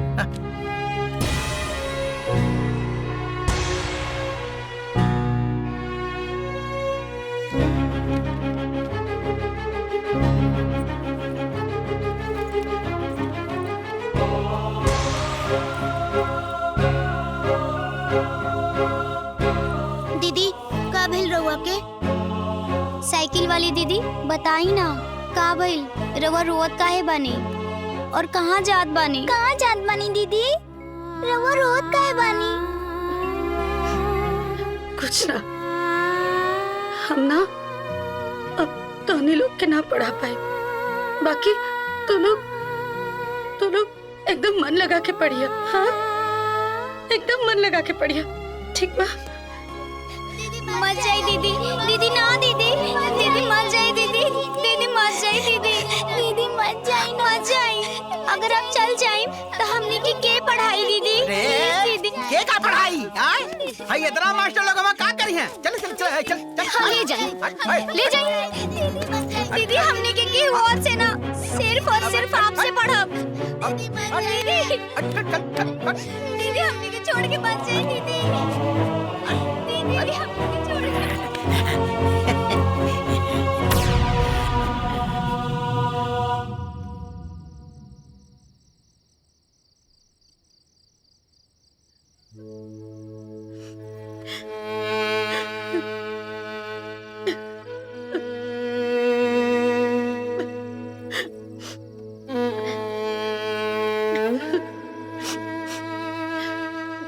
हम बहुत कोशिश करनी जी, अपन काम भी बहुत मन लगा के करनी, बाकी पता नहीं सब साथे काहे होता।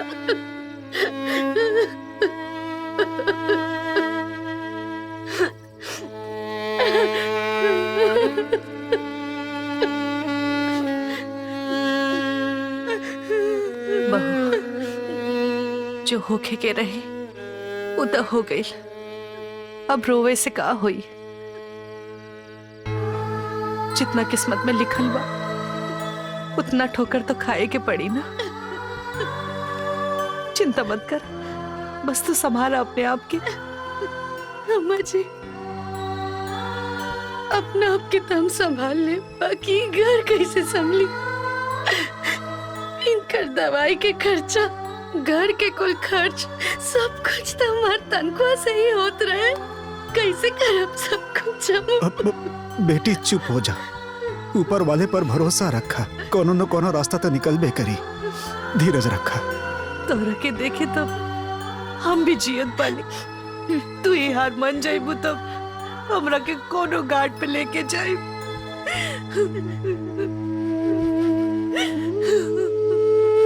अम्मा जी रोई मत, मत रोई अम्मा जी, हम बानी ना। हमरा रहते आप दोनों जना के कबो कोनो दिक्कत ना हुई। बस बस रोई मत आप।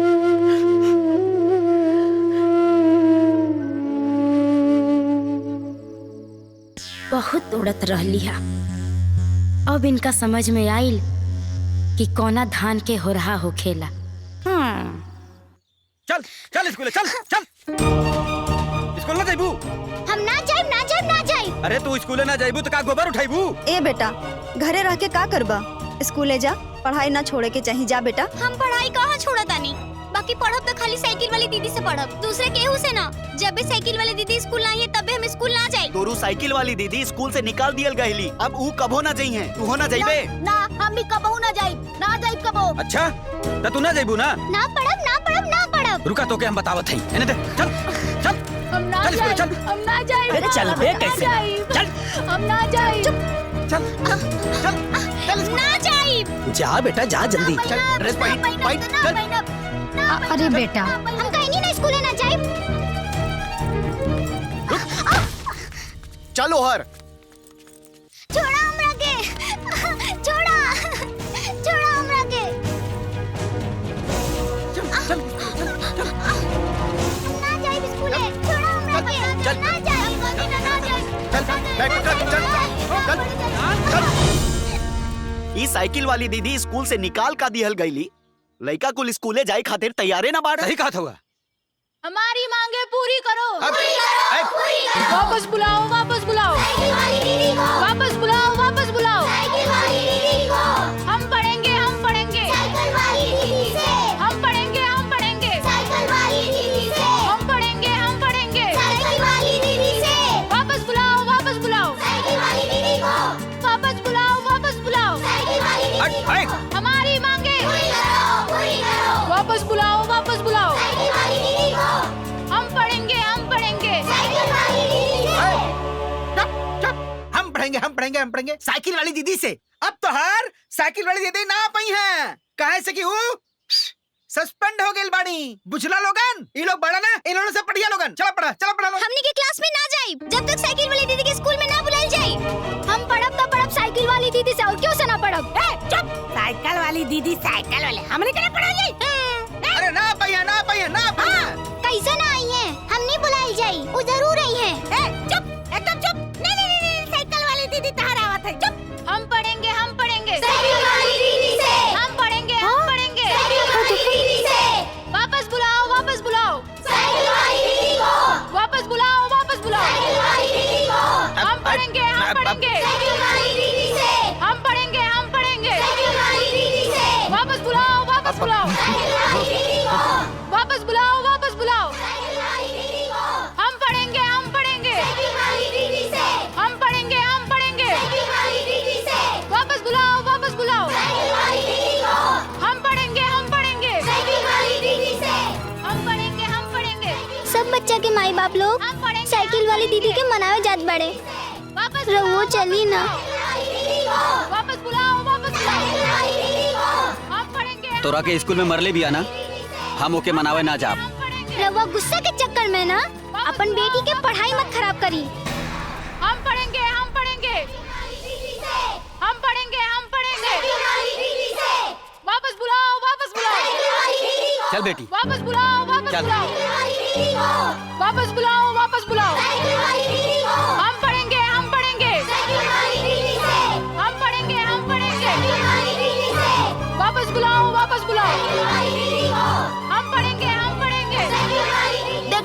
सब लड़का के माए बाबूजी आवत रे। अगर आप भी चाहता नहीं ना कि हम पढ़ लिख के बड़का अफसर बनी, चलिए साइकिल वाली दीदी के मनाई जैसे हम पढ़ लिख के बड़का अफसर बनी। जाई छोड़ के आई। चली बाबूजी, जाई बाबूजी चली। जाई जाई ठीक बात चला। चली। हम पढ़ेंगे, हम पढ़ेंगे। वापस बुलाओ, वापस बुलाओ, वापस बुलाओ, वापस बुलाओ, वापस बुलाओ, वापस बुलाओ, वापस बुलाओ, वापस बुलाओ।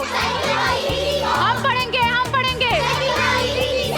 वापस बुलाओ, वापस बुलाओ, वापस बुलाओ, वापस बुलाओ, वापस बुलाओ, वापस बुलाओ। हम पढ़ेंगे, हम पढ़ेंगे। हम पढ़ेंगे, हम पढ़ेंगे। हम पढ़ेंगे, हम पढ़ेंगे। हम पढ़ेंगे, हम पढ़ेंगे। वापस बुलाओ, वापस बुलाओ, वापस बुलाओ, वापस बुलाओ। देखा, अभी तो हनी लोग के स्कूल जाए के टाइम है ना, तो लोग यहाँ का करा तारा। जा लोग अपना अपना क्लासरूम में जाके पढ़ाई करा जा। दीदी हमनी के तभी स्कूल जाए जब आप चलबू। हाँ दीदी, हमनी के तभी स्कूल जाए। हाँ दीदी, हाँ दीदी, हाँ दीदी, हाँ तभी हमनी के स्कूल जाए। अरे हमार बात तो सुनो तू लोग। अभी हम स्कूल ना जा सकेनी, हम तो हनी लोग के ना पढ़ा पाए, हमके स्कूल से निकाल दियल गईल है ना। हमनी के पढ़ल जाए तो रउवे से और क्यों से ना। देखा, रुका, हमारी बात सुना लोगी। देखा, हमनी के देश में शिक्षा के अधिकार सबके होके बा, बाकी सौभाग्य बहुत कम बच्चा लोग के मिलेला। तोहनी लोग तो बहुत भाग्यशाली बाड़ा कि तोहनी लोग के पास पढ़े खातिर एगो स्कूल है, इतना बढ़िया जगह। यही से कहता नहीं, तू लोग जा और अपना अपना क्लासरूम में जाके अच्छे से मन लगा के अपन पढ़ाई करा, ठीक? दीदी हमनी के कैसे पढ़ल जाई? जब वो मैम हमनी के क्लास में बैठवा के मटर छिलवाई है तो का हमनी के अधिकारी बनल जाई? का हमनी पढ़ल जाई? आप ही बताई। दीदी हमरा के ना तोरे जैसन बने के बा, लेकिन हम स्कूल जाके मैडम के हाथ पैर दबाई तो हम बड़ होके तोरे जैसन टीचर कैसे बन पाई?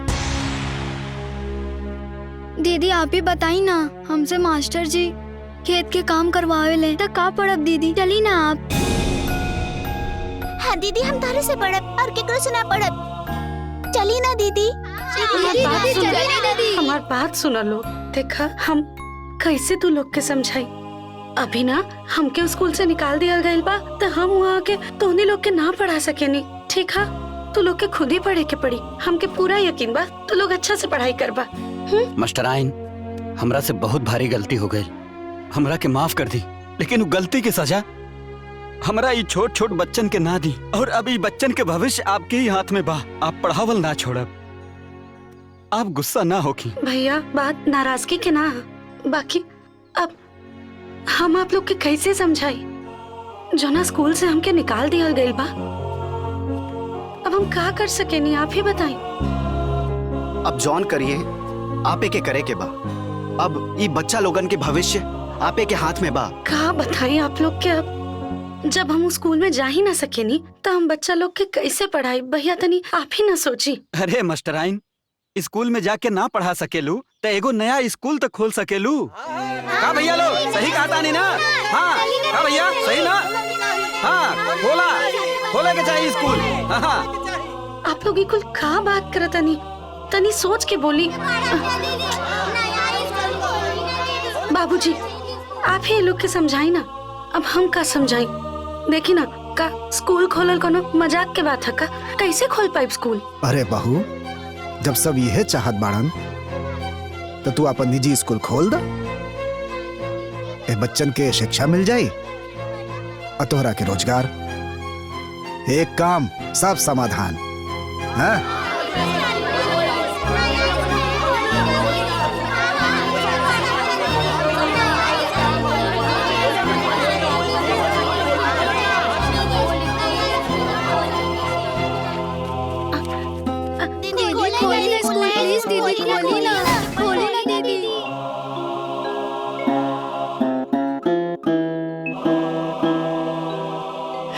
ठीक बा।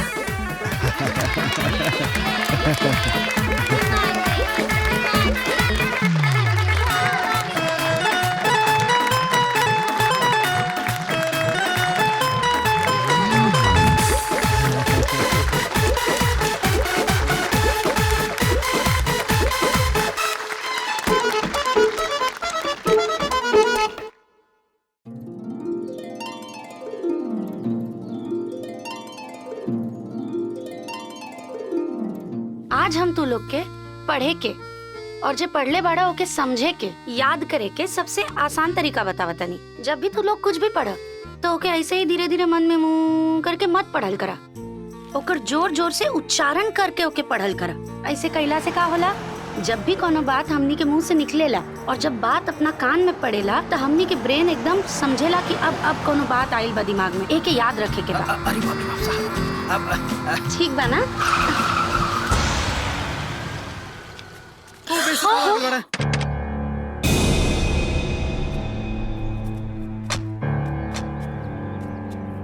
चले लोग हमनी के पढ़ाई पे ध्यान देवे के।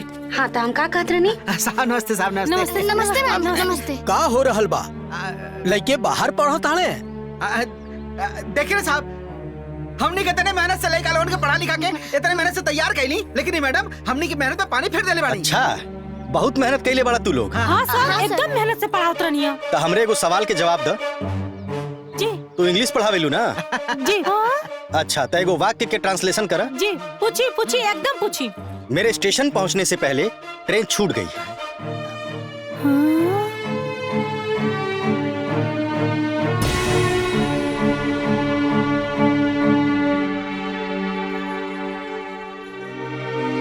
अरे साहेब, आज ले हमारे साथे ऐसन कबो भइला ना कि हम स्टेशन जाई और मत ट्रेन छूट जा। तो कैसे आपके ट्रांसलेशन करके बताई? एकदम सही बोले ताड़ी। तू तो गणित के टीचर बाटू ना? हाँ हाँ मैडम जी, हम गणित के टीचर हैं। चला तू हमरा सवाल के जवाब दा। अगर मान ला तो का दुकानी जाके 3 किलो आलू लिवाए के होई। हाँ, हाँ। 1 किलो आलू का रेट 6.5 रुपया, तो 3 किलो आलू के दाम कितना भइल?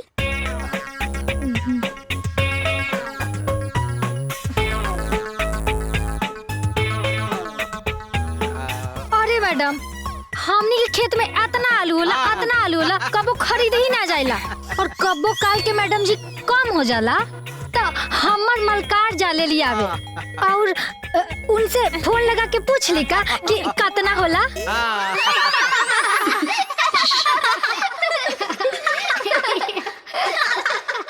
भूगोल वाले हैं ना? जी सर। अच्छा ये बताई, यमुना जी कहाँ बहेली? सर वो तो एकदम इजी सवाल, हम तो ऐसे ही बता दे। वो कहा कि जमुना नदी जमीन से बहेली सर। अरे नक्शा के बात करता नहीं, जमीन के ना। मैम हम बताई। ना ना आप बोले। सर वो नक्शा से बही तो नक्शा भीज जाए ना। हाँ एकदम सही है। तनी मैडम से पूछ लेवल जाई। पूछ ला। All of the are same. All are of the are full. Excuse me, sir. I'm sorry, but you should not prejudge a person because of your own personal opinion. And also, you should not paint everybody with the same brush. आप हर किसी को एक तराजू में नहीं तौल सकते हैं, सर। क्या मैं आपसे पूछ सकता हूँ कि इन बच्चों को आप बाहर क्यों पढ़ा रही हैं? इसकी वजह तो मैं आपको नहीं बता सकती हूँ सर, लेकिन मैं इतना जरूर कहूँगी, इन बच्चों को शिक्षा का अधिकार है और इनकी शिक्षिका होने के नाते इन्हें शिक्षित करना मेरा कर्तव्य है। इसीलिए मैं अपने बच्चों को यहाँ पढ़ा रही हूँ और पढ़ाती रहूंगी सर। देखो, सीखो इनसे। 1 सप्ताह का समय दे रहा हूँ, अगर उसके अंदर मामला सब ठीक नहीं हुआ तो आप सबकी खैर नहीं, समझे? चलो बच्चों, पढ़ाई पर ध्यान दो। ये क्या लिखा है मैंने? अच्छा चलो मेरे पीछे बोलो। What you sow, What you sow, so shall you reap. so shall you reap. हाँ ममता, अरे सब कुछ भुला जा, सब पे पानी फेर दा। आए? अरे जौन भैल तौन भैल, हम तोहरा के बहाल करा दे, आगे चल के परमानेंट हो जाइबू, तोहार जिंदगी बन जाई जिंदगी। अरे काहे लड़के चक्कर में अपन जिंदगी बर्बाद कर डालू? आए? सोचा आपन, सोचा आपन। देखी, हमके अपन हानि लाभ सब बहुत बढ़िया से पता बा। आप आपन देखी, हमार चिंता छोड़ दी। और हाँ, अब चाहे आप हमार बहाली कराई, चाहे हमके बर्खास्त करा दी, हम अब स्कूल में अपन कदम भी ना रखब। अपना बच्चा लोग के एहिजा पढ़ाई, ई स्कूल छोड़ के हम कहीं ना जाएं। मत रखा स्कूल में कदम, बुझलू? और यही पढ़ावा स्कूल में हम बंद करा दे, बुझलू? हाँ बंद करा दे। अब बहुत लेकर के जीवन से आप खिलवाड़ ना कर दे तो है। एक खुले में पढ़ा के तू कलेक्टर बना दे वो लेकर के लेकर के बेवकूफ बना दियो। ए लड़का लोगन, अरे तो हमने साथे चला खूब अच्छी तौर व्यवस्था कर तुरंत पढ़ाओ खाते हैं। ठीक है चलो चलो चलो चलो। हमरा के ना चाहिए राउर व्यवस्था, अपन व्यवस्था अपना पास रखी। हाँ, यहाँ से पतली गली देख के निकल जाई, न तो तुहार व्यवस्था हमनी के बना दे। मारा बकला छोड़ दे, बस गुस्सा लगे मुझे। अब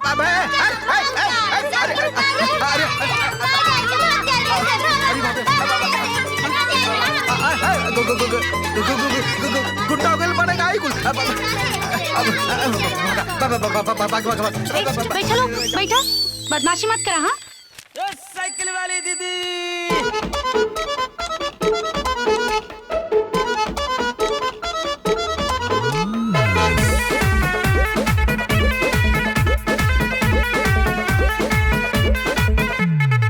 खुद से खुद पहचान बनावे, बच्चा लोग के ज्ञान बढ़ावे। कठिन परिश्रम करके देखा, दिल में चेतना रोज जगावे। कितना सभ्य शराफत वाली, कितना सभ्य शराफत वाली, भोली भाली सीधी, यह साइकिल वाली दीदी, यह साइकिल वाली दीदी, यह साइकिल वाली दीदी।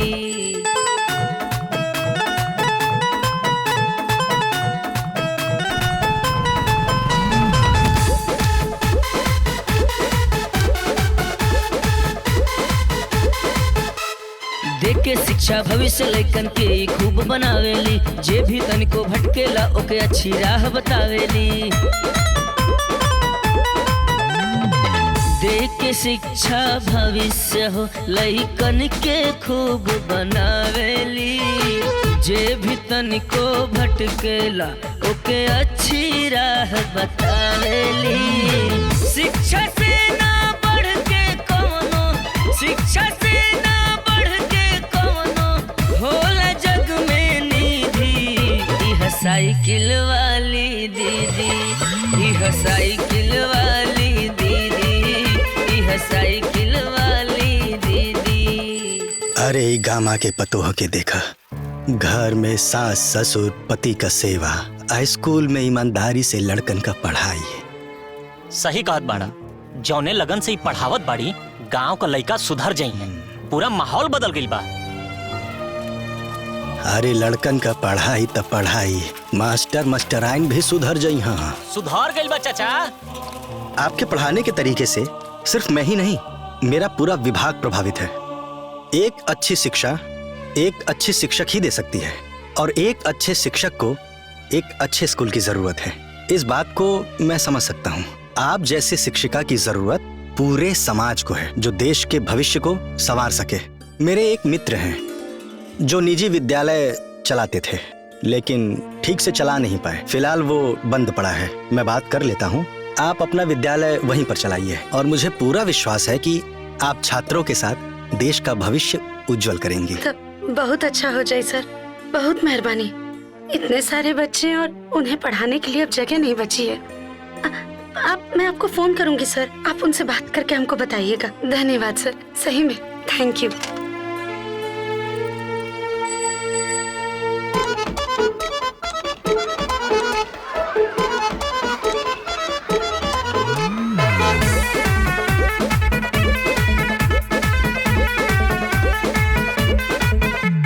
मेहनत से झुकावेली ई कितनो बड़ी समस्या के, लोग बड़ाई करेला हरदम इनके कठिन तपस्या के। मेहनत से झुकावेली ई कितनो बड़ी समस्या के, लोग बड़ाई करेला हरदम इनके कठिन तपस्या के। इन करल के तौर तरीका, इन करल के तौर तरीका, इन करल के विधि, यह साइकिल वाली। इस समय की सबसे सबसे बड़ी खबर बता दें कि यूपी बोर्ड हाई स्कूल का रिजल्ट आ चुका है और बच्चों में खुशियों की लहर दौड़ चुकी है और रिजल्ट अच्छा आया है। खास खबर ये है कि हाई स्कूल के तीनों टॉपर्स आजमगढ़ के सुरहन गांव के एक निजी विद्यालय के थे। जी हाँ, आपको जानकर आश्चर्य होगा कि यूपी बोर्ड के हाई स्कूल परीक्षा में टॉप करने वाले जैसे फर्स्ट, सेकेंड एंड थर्ड तीनों रैंक के बच्चे एक ही विद्यालय के हैं। बता दें कि ये विद्यालय साइकिल वाली दीदी के नाम से फेमस है, जो ममता जी चलाती है। और ये उनकी मेहनत और परिश्रम का नतीजा है। उन्होंने ये सिद्ध कर दिया है कि मेहनत करने वालों की कभी हार नहीं होती। मैडम, आपके स्कूल में टॉप करने वाले टॉपर्स सारे बच्चे आपके स्कूल के हैं। कैसा आपको महसूस हो रहा है? मैं बहुत ज्यादा खुश हूँ, बहुत गर्व हो रहा है, बहुत खुशी महसूस हो रही है। मैम, इसका श्रेय आप किसे देना चाहेंगी? मैं पूरा श्रेय सिर्फ और सिर्फ अपने अध्यापकों और अपने बच्चों को देना चाहती हूँ। अध्यापकों ने बहुत मन लगाकर बच्चों को पढ़ाया है और बच्चों ने उतना ही मन लगाकर पढ़ाई की भी है। रिजल्ट आप सबके सामने है। इस क्षेत्र में आपने इतना अच्छा कार्य किया, सबसे ज्यादा किसको श्रेय देना चाहेंगी? इस काम में किसका किसका हाथ है? जी, सबसे ज्यादा सहयोग तो मुझे मेरे सास ससुर ने ही किया। अगर वो नहीं होते तो आज शायद यहाँ तक पहुँचना असंभव था। और मेरी प्रेरणा के स्रोत तो मेरे पति ही हैं। ये खुशखबरी सबसे पहले आप किसे देना चाहेंगी? अपने पति को ही। उन्हें ये जानकर बहुत खुशी होगी कि आज हमारे विद्यालय के 3 बच्चों ने टॉप किया है। मैं उन्हीं के पास जा रही हूँ ये खुशखबरी देने। धन्यवाद। मैडम सुनिए मैडम, एक सवाल और। इतना बड़ा स्कूल, इतने सारे बच्चे, अभी भी आप साइकिल से चलती हैं। जनता पूछना चाहती है। ये साइकिल ही मेरी पहचान है। जी। मेरे बच्चे मुझे प्यार से साइकिल वाली दीदी कहकर बुलाते हैं और मैं अपनी इस पहचान को खोना नहीं चाहती हूँ। और दूसरी बात, मेरे पास इतने पैसे भी नहीं है कि मैं कार से चलूं। जी। ये क्या कह रही हैं आप? इतना बड़ा विद्यालय है आपके पास और आपके पास पैसे नहीं है? जी बिल्कुल, क्योंकि मैं विद्यालय चलाती हूँ, व्यापार नहीं करती। हमारे स्कूल में कई तरह के बच्चे पढ़ते हैं, जिनमें से कई बच्चे बहुत गरीब भी हैं। वो फीस नहीं दे पाते हैं, लेकिन हाँ, शिक्षा हर एक बच्चे को समान ही मिलती है। कितना फीस है आपके विद्यालय में? मात्र 50 रुपए। बस? फिर आपका खर्च कैसे चलता है? अरे खर्च है ही क्या, मेरी साइकिल तेल थोड़ी पीती है। और बस मेरे पति की दवाई है। अच्छा। मेरे सास ससुर को 2 वक्त का खाना मिल जाए। अच्छा। इसके अलावा किसी चीज की आवश्यकता नहीं होती। कुछ पैसे बच ही जाते हैं, जिससे उन गरीब बच्चों की पढ़ाई होती है। चलिए अब मुझे जाने दीजिए। ये खुशखबरी अपने पति देव को सुनानी है। बहुत बधाई हो। Thank you ma'am. तो देख लिया आपने, इतना बड़ा स्कूल, बताइए, जहाँ पर हजारों रुपए स्कूल फीस लेती है, वहाँ पर साइकिल वाली दीदी मात्र 50 रुपए फीस लेती हैं और सबसे अच्छी शिक्षा और सबसे अच्छी व्यवस्था भी देती हैं। नमस्कार।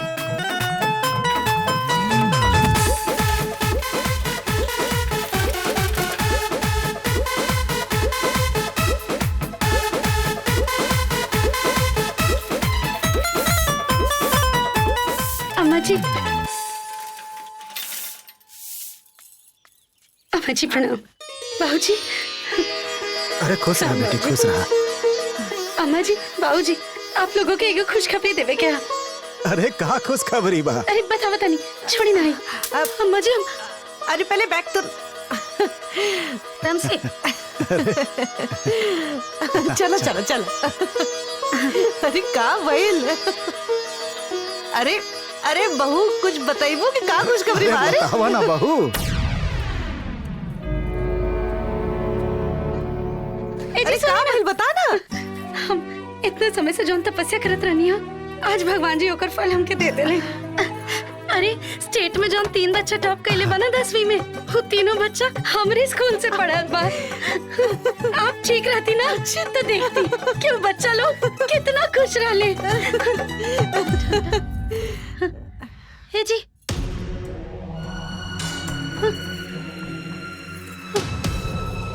हे जी, अम्मा जी। बहू बेटा। हे जी, उठा बेटा, उठा। हाय, ये का बैलो? बेटा।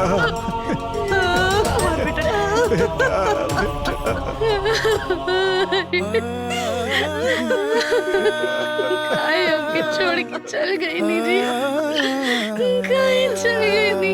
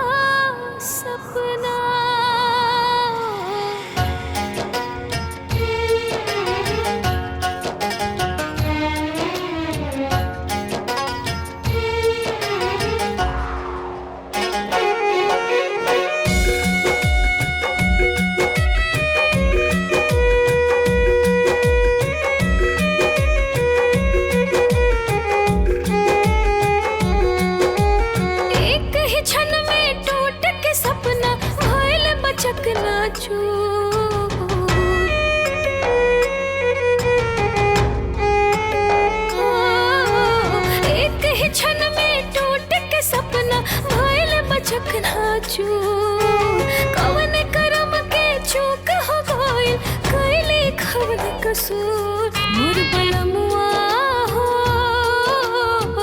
अखिया से भरला काहे दूर मोर सजनवा हो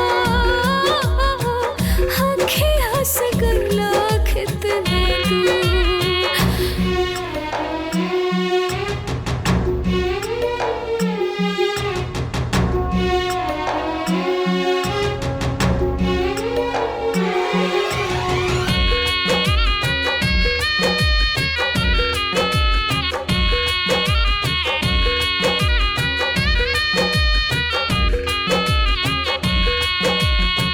सौख सिंगार हमरो सगरो छिनाइल सेनुरा सुहाग कवने बनवा पर आइल अखिया की सोझा जाब रहले हमर पियावा देखे देखे उनके जुड़ात रहल हमरो जियावा दिल के सबर माने अब त भइल माटी धूल मोर बलमुआ हो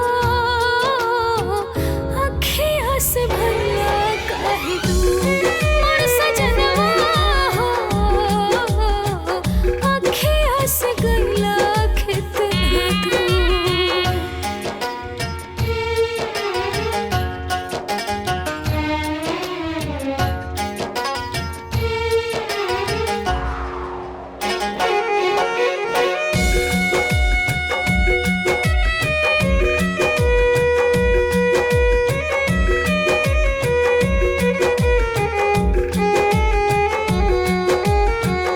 आज तू बड़ा पिया नाही हमरे लगावा काहे न लेके गइला हमरो के संगवा भइले जिंदगिया हमर खंडहर के जइसे घुट घुट जियब हम बोला हे हो पिया कैसे हाथ से हमरे छीन गइल हो जैसे कोहिनूर मोर बलमुआ हो अखिया से भरला काहे दूर मोर सजनवा हो अखिया से गइला कितना दूर। ए जी देवर जी के गैला के बाद मन में एगो मलाल पटे हम उनका साथ अच्छा व्यवहार ना कैनी हम उनका से माफी ना मांग पाईनी। सही कहा तारू इंसान के जीते जी ओकर अहमियत पता ना चले अरे न रहले के बाद ओकर कदर मालूम पड़ेला अरे हम तोहरा से माफी भी ना मांग सकेनी।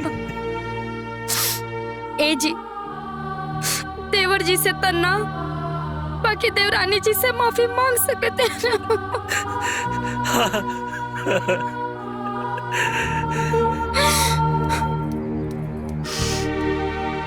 आज टीचर डे बा लगता आज भी साइकिल वाली दीदी ना आई है। हाँ गोलू सही कहत बाड़ा आज 1 महीना हो गई साइकिल वाली दीदी स्कूल ना आईली उनके ना आइला 1 महीना ना लागता साल होखे वाला बा लागत बाकी दीदी आज भी ना आई है और उनकरा बिना पूछो अच्छा भी ना लागत बा।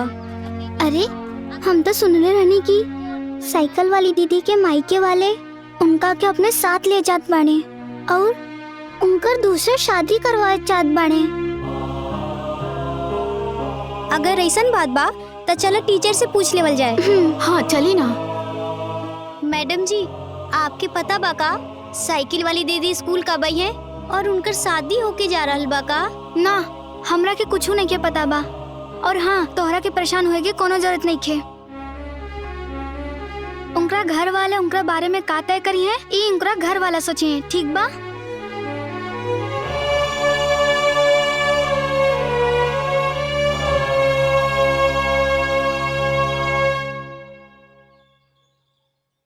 बेटा तुह से तोहर सहमति मांगा तानी हम दोनों जनी मिल के फैसला ले हले हैं जौन की तोहरे हित में बा।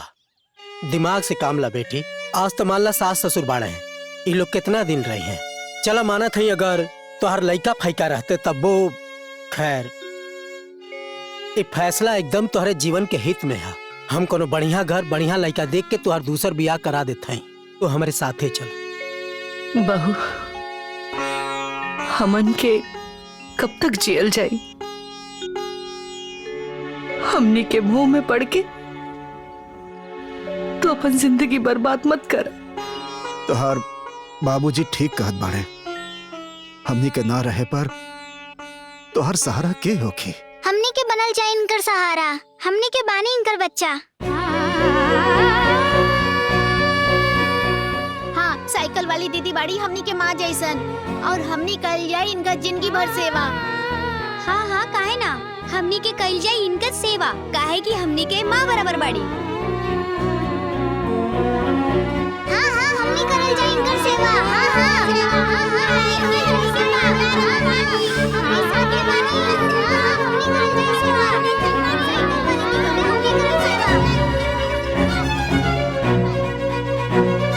देख लिया बाबूजी,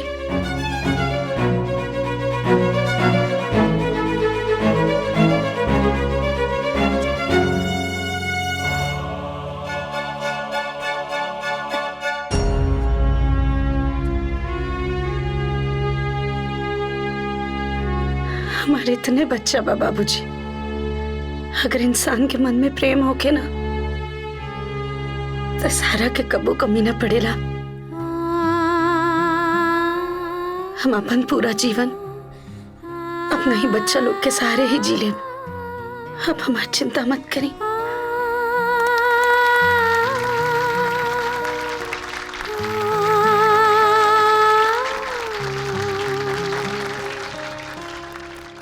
हैप्पी टीचर डे दीदी।